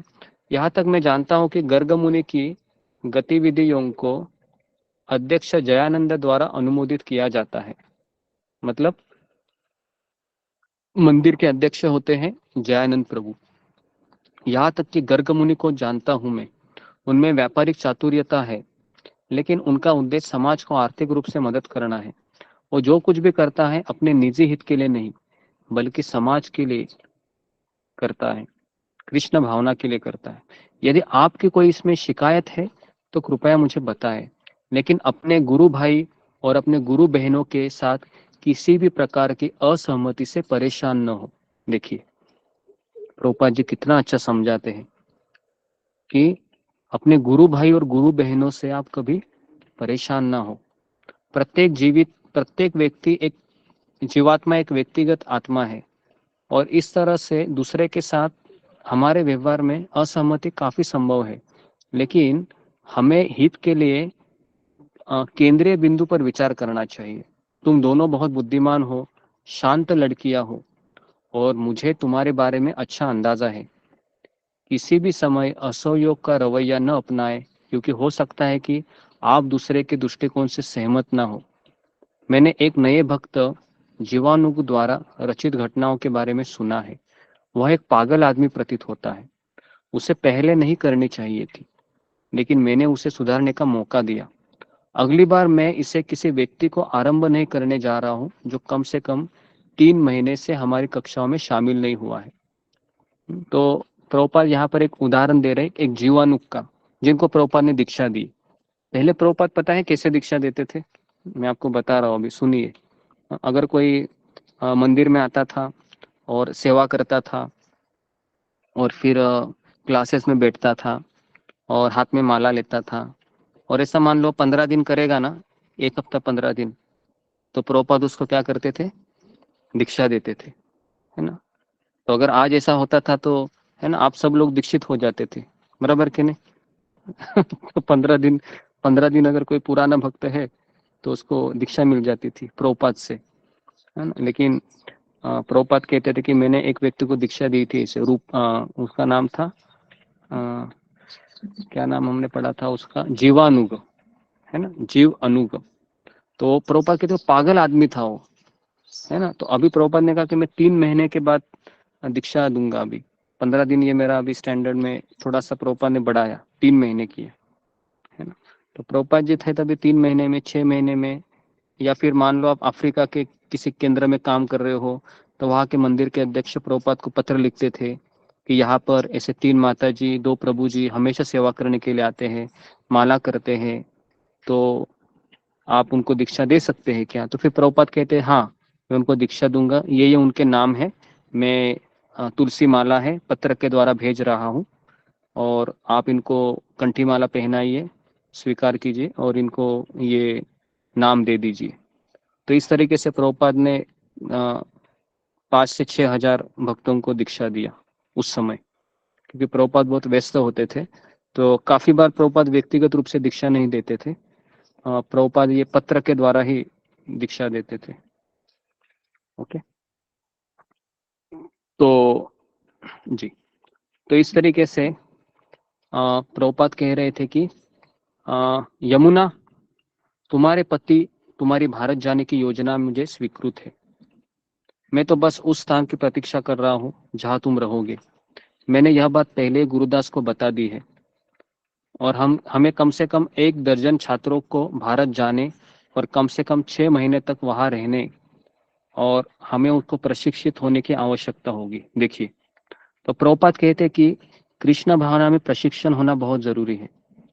तो इसके लिए मैं ये बार एटलीस्ट आप ऑफलाइन तो मुझसे नहीं मिल सकते हो, है ना। अगर आप मुझे ऑफलाइन मिलते थे मान लो, है ना, 100 के 100 लोग, तो मैं क्या करता था, फिर मैं आप सभी 100 लोगों को रहने की व्यवस्था, उसके पश्चात फिर सुबह 4 बजे जगना, मंदिर की विग्रह की सेवा करना, है ना, उसमें आप हर एक व्यक्ति को सेवा फिर देता था और फिर पूरी तरीके से आपको व्यस्त रखता था मैं, है ना। तो प्रभुपाद जी क्या करते थे, किसी भी केंद्र को चलाना है तो मान लो कि वहां पर 30-40 भक्त है, तो वहां पर वो भगवान की सेवा में उनको अलग अलग सेवाओं के द्वारा व्यस्त रखते थे और जब वह भगवान की सेवा में व्यस्त रहते थे तो उनको आनंद आता था। तो सुबह 4 बजे उठने से वह सात्विकता उसमें बनी रहती थी और फिर प्रसाद खाना और फिर है ना, धाम यात्रा, धाम में जाना, उसके पश्चात फिर मंदिर में दर्शन करना, कीर्तन करना, भजन करना, तो कितना अच्छा होता था, है ना। लेकिन मैं बताओ, अगर आप 100 लोग मान लो अभी ऑनलाइन आ रहे हैं, तो पता है आप एक दूसरे को पसंद क्यों करते हो? मैं इसका कारण बताना चाहूंगा, क्योंकि आप सभी लोग एक दूसरे से काफी दूर हो, है ना। इसके लिए आप एक दूसरे को आसानी से पसंद करोगे, लेकिन अगर आप एक साथ रहोगे ना, तो मेरा गारंटी है कि कुछ ही दिनों में काफी लोग मेरे पास आएंगे कि ये माता जी है ना, ये ठीक नहीं है, ये प्रभु जी है ना, ये ठीक नहीं है। क्या लगता है आपको, है ना। तो ये होगा ही, ये होगा ही, है ना। तो अभी आप बहुत दूर है, तो आपको दूर से कोई भी बर्फीला पहाड़ ना अच्छा लगता है, लेकिन अगर बर्फीले पहाड़ में चढ़ने की कोशिश करोगे ना, तो पता चलेगा, बाप रे बाप रे, बहुत ही, है ना, नानी याद आ जाएगी आपको। तो इसलिए आपको यात्रा ले चलता हूँ, कम से कम आप 5 दिन 6 दिन तो एक साथ आइए, देखिए, है ना। और फिर 5 दिन 6 दिन एक साथ रहेंगे बाद पता चलता है, अरे माता जी तो या फिर एक प्रभु जी है, स्नान करने के लिए गए हैं, आधा घंटा हो गया आया ही नहीं बाहर, ये कैसा आदमी है ये है ना। या फिर ये जब भी आता है सोने के लिए, इसका ये देखो, कभी ये अच्छे से वाइंड अप नहीं करता, इसका चद्दर देखो, ये देखो, वो देखो, इसका सामान देखो, तो सब गलतियां दिखने, है ना, गलतियां दिखने लगती है फिर। तो इसलिए प्रभुपाद कहते हैं कि हमें अपने गुरु भाइयों और गुरु बहनों से परेशान नहीं होना चाहिए, क्योंकि हम सब में लाख बुराइयां है, लेकिन हम सब में एक खूबी भी है। कौन सी है वो पता है? एक खूबी, वो एक खूबी है कि हम कृष्ण से प्रेम करते हैं, ये हमारी खूबी है। हम एक साथ आके हरे कृष्ण महामंत्र का माला करते हैं, ये हमारे में खूबी है। या हम एक साथ आकर हम प्रवचन सुनते हैं, ये हमारी खूबी है।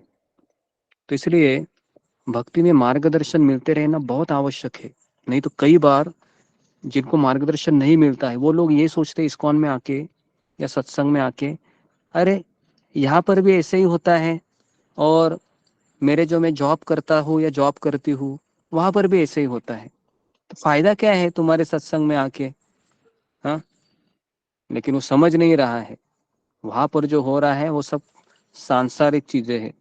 यहाँ पर आप कृष्ण के लिए अपनी अपनी जो व्यक्तिगत कमियां है उसको नजरअंदाज करके, हमारे में एक खूबी है कि हम सब कृष्ण से प्रेम करते हैं, उस खूबी को लेके चलना चाहिए, उस खूबी के लेकर हमको चलना सीखना चाहिए, है ना। तो इसलिए जब जब मैं यात्रा लेके चलता हूँ पिछले सालों से, तो मुझे पता चलता है, ज्यादा पता चलता है कि कौन भक्त कितना, है ना, सक्षम है आगे बढ़ने के लिए। कोई कोई व्यक्ति छोटे छोटे चीजों में परेशान हो जाता है, प्रसाद नहीं मिल रहा है, लाइन में खड़ा होना पड़ रहा है, ये हो रहा है, वो हो रहा है, तो समझने का कि ये अभी तक भगवत धाम जाने के लिए तैयार नहीं। कष्टों को सहन करना ही भक्ति है। हाँ? और सुविधा को लेकर आप चलोगे तो आपसे भक्ति नहीं होगी। क्या लगता है, अगर मैं आपको भरपेट खाना खिलाऊंगा, है ना, और आपको कहूंगा अभी एयर कंडीशन में आपको बैठना है, भागवत कथा में सुनाऊंगा, तो क्या करोगे आप? एसी की हवा में सो जाओगे, है ना। तो इसलिए सुविधाजनक भक्ति यह हमारी गौड़ीय संप्रदाय का केंद्र बिंदु नहीं है। हम कृष्ण के लिए संघर्ष करते हैं, और भागवत में भी यही दिखाया गया है। आपने ऐसा कौन सा आपने स्टोरी सुना है जिस भक्त के जीवन में एक भी तकलीफ नहीं आई और हंसते हंसते गाते बिलकते हुए वो भगवत धाम चला गया है? बताइए, ऐसा कोई एक भी उदाहरण आपको याद आ रहा है तो मुझे बताइए, फिर मैं मानूंगा। लेकिन ऐसा एक भी उदाहरण नहीं है ना। तो इसके लिए वो फिल्मों में ही अच्छा लगता है ना, गाना गाते बजाते हुए, हंसते गाते है ना, कट जाए रास्ते, जिंदगी यूं ही चलती रहे, है ना। तो ये सब फिल्मों में होता है, रियल लाइफ में ये सब नहीं होता है। रियल लाइफ में भक्ति मतलब संघर्ष है, और प्रभुपाद जी हमको यही यहाँ पर सिखा रहे हैं पत्रों के द्वारा, कि अपने गुरु भाई और गुरु बहनों से परेशान मत होना।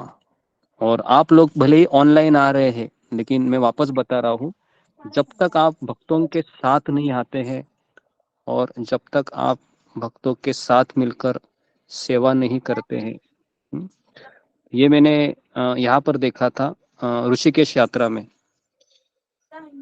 तो ऋषिकेश यात्रा में हम सारे भक्त हैं, ये एक साथ ही रहते थे, एक साथ ही खाते थे, है ना, और एक साथ ही हमारा शेड्यूल रहता था।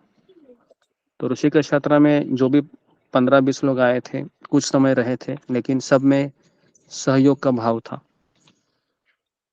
तो इसके लिए हम चाहते हैं कि आपको इसी तरह से आप यात्रा में कम से कम 1 दिन 2 दिन आइए, आपको पता चलेगा कि भक्तों के साथ रहने में भी चैलेंजेस है।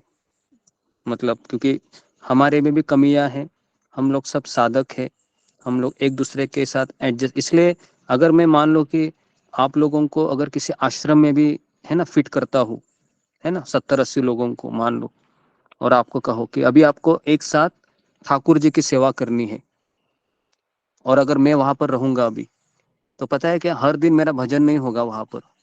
हर दिन आप मेरे पास आएंगे और कहेंगे इन्होंने ये किया गुरुजी, इन्होंने ये किया, इन्होंने ये किया, इनको समझ में ही नहीं आता। ये सब चलता रहेगा फिर, है ना। तो इसलिए आप पहले प्रवचन सुने और अपने आप को समझे कि मैं कितने तैयार हूँ।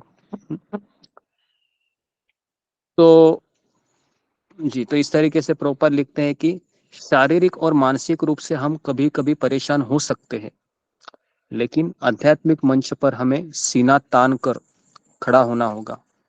इस संबंध में मैं आपको सूचित कर सकता हूँ कि मैं इस समय शारीरिक रूप से अयोग्य हूँ।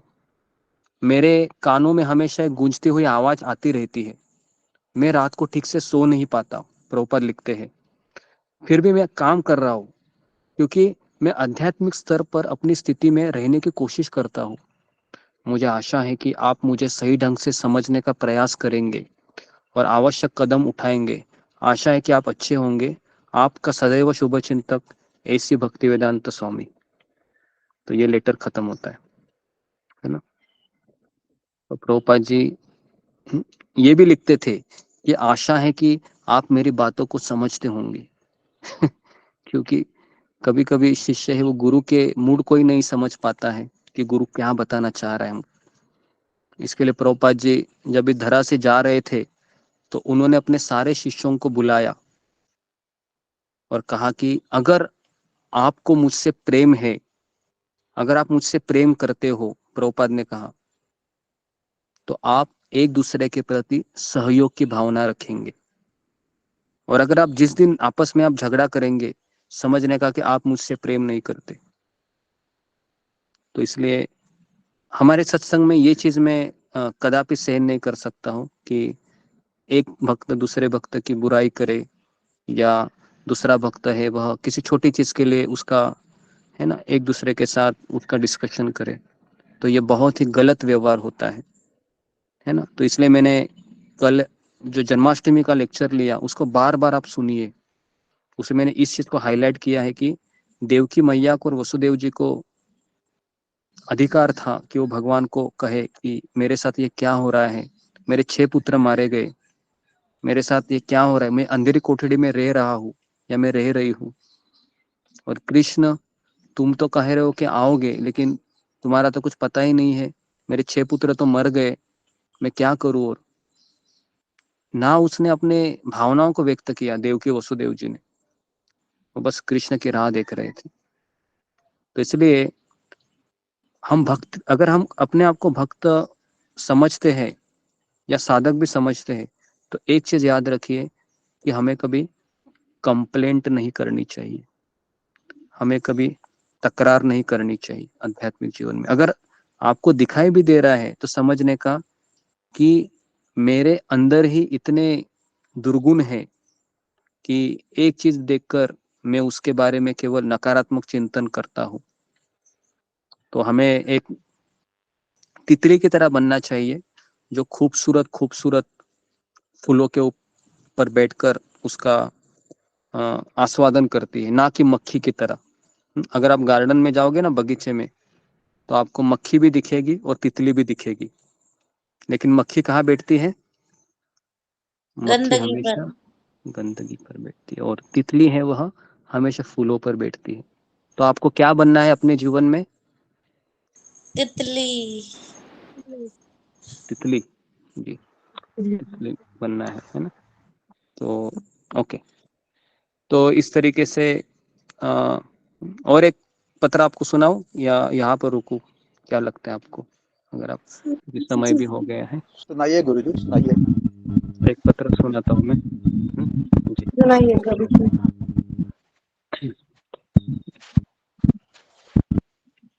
सुनाइए। तो अभी जो पत्र मैं आपको बता रहा हूँ ये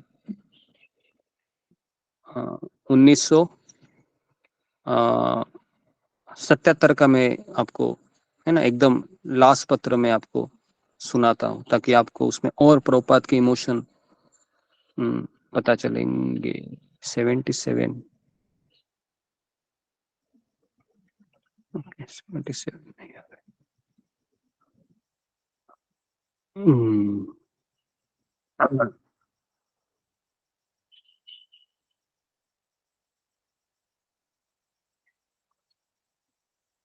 जी, तो जदू रानी को वापस पत्र लिखते हैं 5 जनवरी 1976, वापस लॉस एंजलिस में। मेरी प्रिय जदू रानी, कृपया मेरा आशीर्वाद स्वीकार करें। मैं संलग्न रेखा चित्रों के साथ आपके अदिनांकित पत्र की प्राप्ति की सूचना देना चाहता हूँ। सभी रेखा चित्र वैसे ही ठीक है जैसे वे है। कृपया आगे बढ़े और पेंटिंग बनाएं। हाँ, यदि भगवान विष्णु शिवजी के रूप में अवतरित हुए हैं तो उन्हें शैव तिलक अवश्य लगाना चाहिए। प्रोपर लिखते हैं, कृष्ण लीला में ब्राह्मणों को सिर और शिखा मुंडवा लेनी चाहिए। क्योंकि अब छपाई के लिए इतनी भीड़ नहीं है, इसलिए आप एक बार फिर मेरी मंजूरी के लिए रेखा चित्र भेज सकते हैं। कला विभाग के आयोजन के लिए धन्यवाद। मुझे आशा है कि यह आपको अच्छे स्वास्थ्य में मैं आपको अच्छे स्वास्थ्य में मिलूंगा। आपका सदैव शुभ चिंतक ऐसी भक्तिवेदांत स्वामी। अभी यहाँ पर प्रभुपाद जी जदुरानी की गलतियों को बता रहे हैं कि तुमने क्या गलती की है, तुमने चित्र में ये किया है, वो किया है ना। तो ऐसा नहीं था कि प्रभुपाद जी हमेशा सराहना ही करते हैं।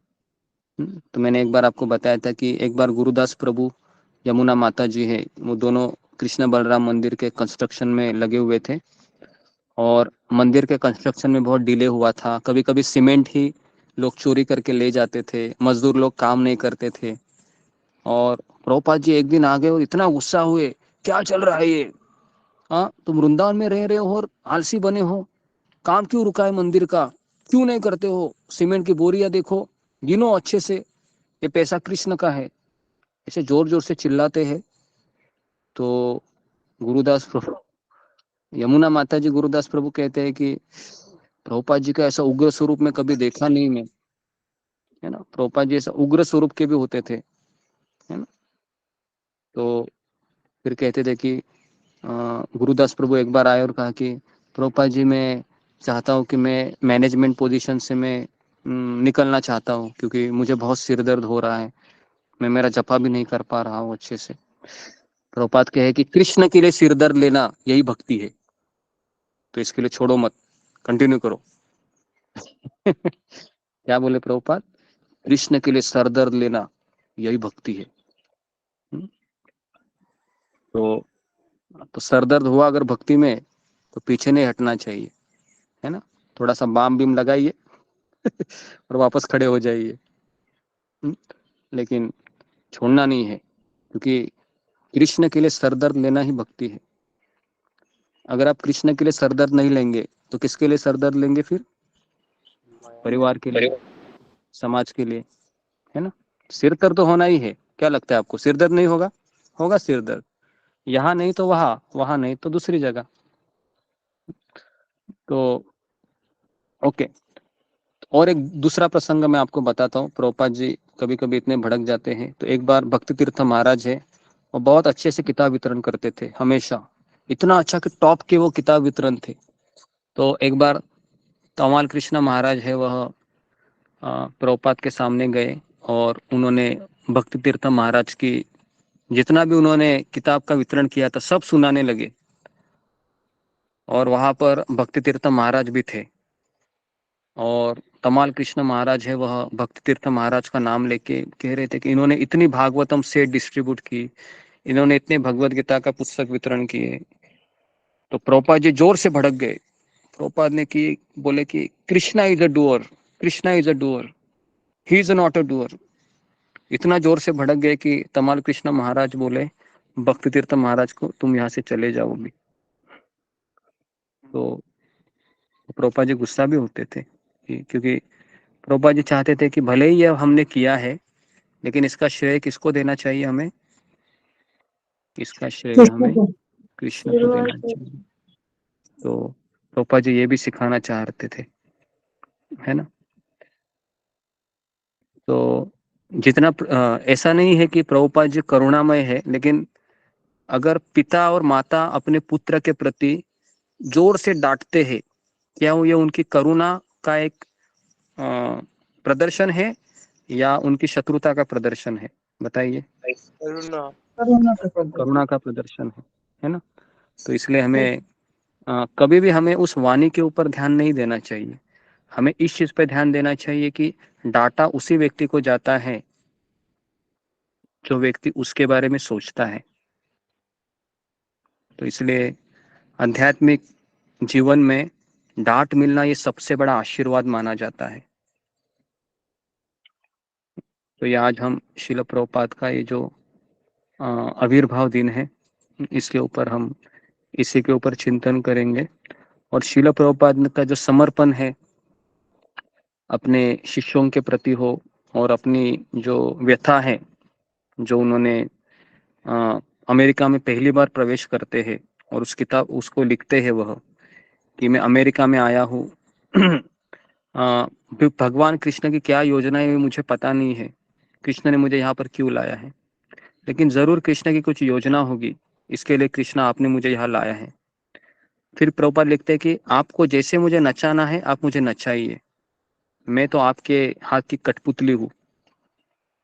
तो प्रभुपाद का ऐसा समर्पण था। तो प्रभुपाद जी भले ही डांटते थे, तो सेवा नहीं होती है तो प्रभुपाद इतना गुस्सा होते थे कि भक्त लोग प्रभुपाद के सामने जाने के लिए थर थर कांपते थे, है ना। तो एक बार एक शिष्य कह रहे थे कि प्रभुपाद जी प्रवचन दे रहे थे और वो प्रभुपाद जी के बगल में बैठकर ऐसा पंखा कर रहा था, चामर, है ना। और चामर ऐसा स्टाइल से कर रहा था, एकदम ऐसे स्टाइल से, और प्रभुपाद उसको देख रहे थे बगल के कोने से और प्रवचन भी कर रहे थे। और बाद में देखा कि प्रभुपाद जोर से चिल्लाए, सामने उनके अध्यक्ष खड़े थे, कहा कि दिस कहा कि ये यूजलेस फेलो को हटाओ और दूसरे को लाओ। हाँ, मेरे ऊपर ऐसे मक्खियां आ रही है और ये देखो कितना स्टाइल से कर रहा है, इसका काम क्या है कि मेरे ऊपर जो मक्खियां आ रही है उसको हटाना। हाँ, तो भक्त को ऐसा लगा बाप रे बाप, मेरे से क्या हो गया। तो प्रभुपाद ऐसे खुलकर बोलते थे, है ना, ऐसा नहीं कि कैसे बोलूं क्या लोग।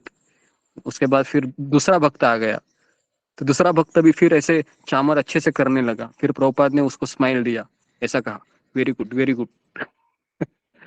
तो तो प्रभुपाद जी है वो सेवा के प्रति खुश भी होते थे, और सेवा अच्छे से नहीं होती थी तो वो डांटते भी थे, है ना। और प्रभुपाद कभी कभी 1:30 1 बजे घंटी बजाते थे, टंग टंग टंग टंग टंग टंग टंग करके। तो प्रभुपाद के सेक्रेटरी है वह, है ना, तुरंत आते थे, जैसे दरवाजा खुलते थे नींद में ही वो दंडवत करते थे ऐसे। और फिर ऐसा बोलते थे, ये शिला Prabhupada, how can I help you. तो प्रभुपाद देखते थे उसको और कहते थे जाओ अभी सो जाओ। फिर वो जाके वापस सो जाता था, है ना। तो प्रभुपाद कहते थे कि मैंने तुमको टेस्टिंग करने के लिए बुलाया, तुम कितना जल्दी मेरे पास आते हो, इसके लिए मैंने तुम्हारी परीक्षा ली। तो प्रभुपाद जी ये भी करते थे। समझ में आ रहा है क्या? प्रभुपाद जी ये भी करते थे, कितना ये तेज है सेवा में, तो ऐसा घंटी बजाकर चेक करते थे और आने के बाद कहते थे ठीक है अभी जाओ सो जाओ। तो वो आदमी ऐसा देखता रहता था, क्यों बुलाया फिर मुझे, इतना अच्छा सो रहा था। तो फिर प्रभुपाद कहते थे कि I just wanted to test you, how quick you are, कितना तुम क्विक हो सेवा में। तो वो समझ जाता था अगली बार मुझे जल्दी आना है ना। इस तरीके से बताओ, अभी सेवा करना आसान है या कठिन है? हाँ, बहुत कठिन है, कठिन है है ना? सब। कठिन है सेवा, है ना। तो इसके लिए बहुत कठिन है। प्रभुपाद के शिष्य है ना। ऐसा नहीं कि यमुना माता जी, जदू रानी इतना डांटते थे प्रभुपाद जी, लेकिन फिर भी ये प्रभुपाद से प्रेम करते थे। बताओ क्यों? क्योंकि उनको पता था प्रभुपाद अपनी निजी अपनी सेवाओं के लिए नहीं डांटते थे। प्रभुपाद अपनी कृष्ण की सेवा और जो अपने गुरु को आदेश दिए हैं, वो आदेश में अगर कोई अपूर्णता आती है तो इसके लिए वो डांटते थे। तो फिर भी वो प्रभुपाद से प्रेम करते हैं, और हर कोई शिष्य प्रभुपाद को यही कहता था कि ये प्रभुपाद किसके हैं? प्रभुपाद मेरे है, मेरे प्रभुपाद, इस तरीके से, है ना। तो यहाँ पर मैं रुकता हूँ, बहुत समय हो गया है। तो आप सबका बहुत बहुत धन्यवाद। तो आज हमने प्रभुपाद का आपको कथा बताई। कैसा लगा आपको क्लास प्रभुपाद जी का? बहुत अच्छा लगा होगा? बहुत अच्छा लगा। बहुत अच्छा अच्छा लगा, ओके। बहुत अच्छा लगा गुरुजी। सुनने को मिला। तो बहुत अच्छा लगा गुरुजी, बहुत अरे अच्छा, मन नहीं भरा ओके, गुरुजी। सेलेक्ट और यार सुनने का मन तो कर रहा सुनते ही। सुनते ही रहेंगे तो आपके घर वाले पीछे से डंडा लेके मारते रहेंगे, उठो उठो उठो क्या हो रहा है करके। हाँ? तो घर के काम भी करने हैं, काम करते रहिए। और दो दो इतने इतने इतने प्रवचन आप सुन रहे हैं, थोड़ा सा आप चिंतन भी कीजिए कि मैं अपनी भक्ति को और कैसे बढ़ाऊं, कैसे मैं जो कृष्ण ने, गुरु ने मुझे दिया है उसके प्रति कैसे मैं कृतज्ञ रहूं, इस बारे में भी आप सोचिए। ओके, तो अगर किसी का कुछ प्रश्न है तो मैं 2-3 प्रश्न ले सकता हूं कि प्रभुपाद के बारे में अगर आपको कुछ पूछना है, कुछ संदेह है तो फिंगर को रेज कीजिए।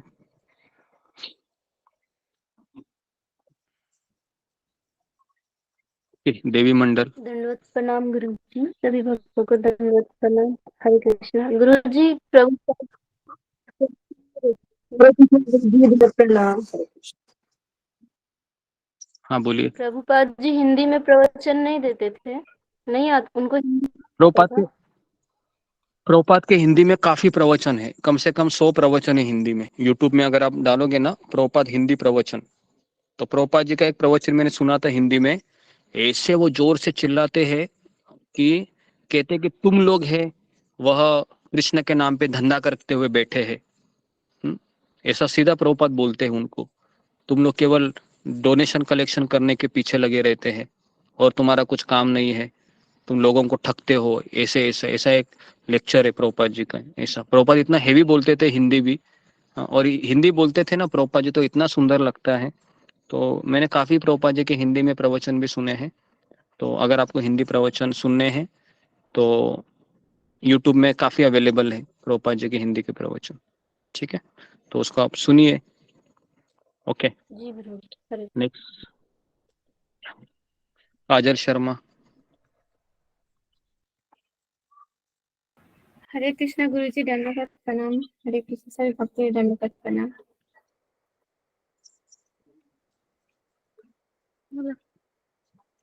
जी बोलिए जल्दी जल्दी। हाँ, मैं पोपट को रोज याद करती हूँ, मैं तो नहीं उठ पाती हूँ। मैं रोज पोपट को प्रणाम करते हुए बोलती हूँ, पोपट आप बहुत दयालु है, कृपालु है, मुझे उठा देना, मैं तो उठ नहीं सकती हूँ, मेरे अंदर इतना भी गुण नहीं है। लेकिन मैं जब भी रोज बोल के सोती हूँ, मैं पोपट की कृपा से मैं उठ जाती हूँ। तो मुझे ऐसा लगता है पोपट बहुत कृपालु और बहुत दयालु है, और मैं हमेशा रोज सोते टाइम उनको प्रार्थना करके सोती हूँ। जी जी हरे बहुत कृष्णा अच्छा गुरु जी, है। दंडवत प्रणाम। सभी भक्तों दंडवत प्रणाम। जी जी ओके, नेक्स्ट रीति दबास।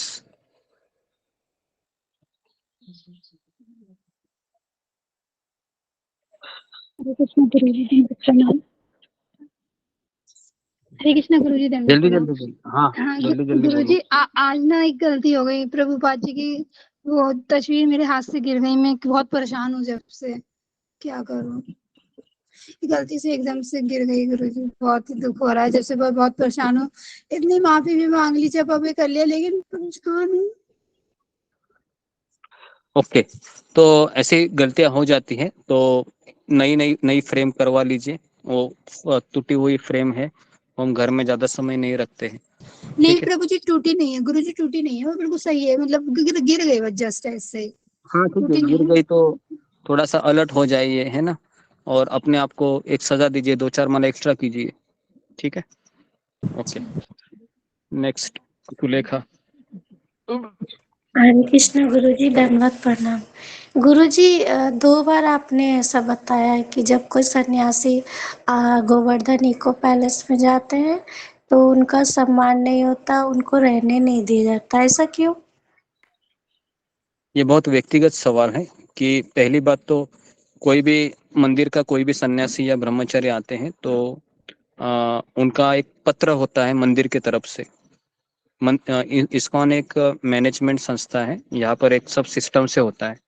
अगर तुम्हारे घर अगर कोई आएगा, है ना, बिना कोई, भले ही वो हमारे इसका रहेगा, लेकिन जब तक हम उससे आश्वस्त ना हो कि ये कौन है, कहाँ से आए हैं, किन से इन्होंने भेजा है, इत्यादि इत्यादि, तो काफी चीजों पे चर्चा होती है, तब जाके उसको, है ना, मंदिर में रहने की व्यवस्था हो जाती है। तो वो सन्यासी थे, गौड़ीय सन्यासी थे, तो उनके पास ऐसे कोई कागज नहीं थे कि जिससे उनका संन्यास दीक्षा हुआ है। ये सब चीजें मैंने भी उनको पूछे, ये सब चीजें, तो उनके पास वो सारी चीजें नहीं थी। तो इसके लिए इस्कॉन में इन चीजों का थोड़ा सा अलग ही रिवाज होता है, क्योंकि इस्कॉन एक संस्था है। संस्था में कई सारी चीजें होती हैं, जिस तरह से प्रशस्ति पत्र होता है, दूसरे जगह से आना, काफी चीजें उस पर होती है।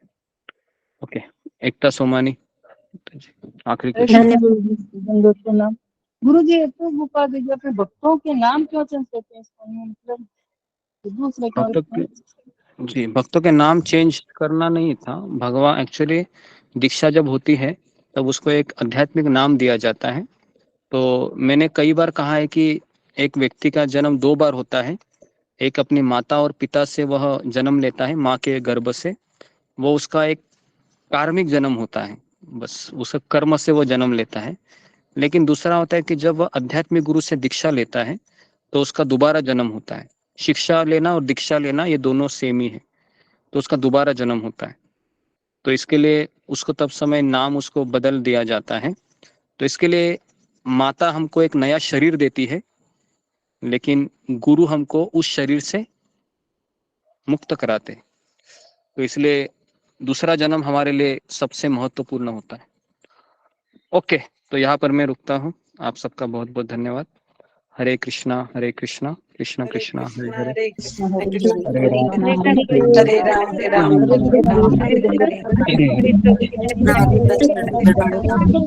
प्रणाम सभी धन्यवाद।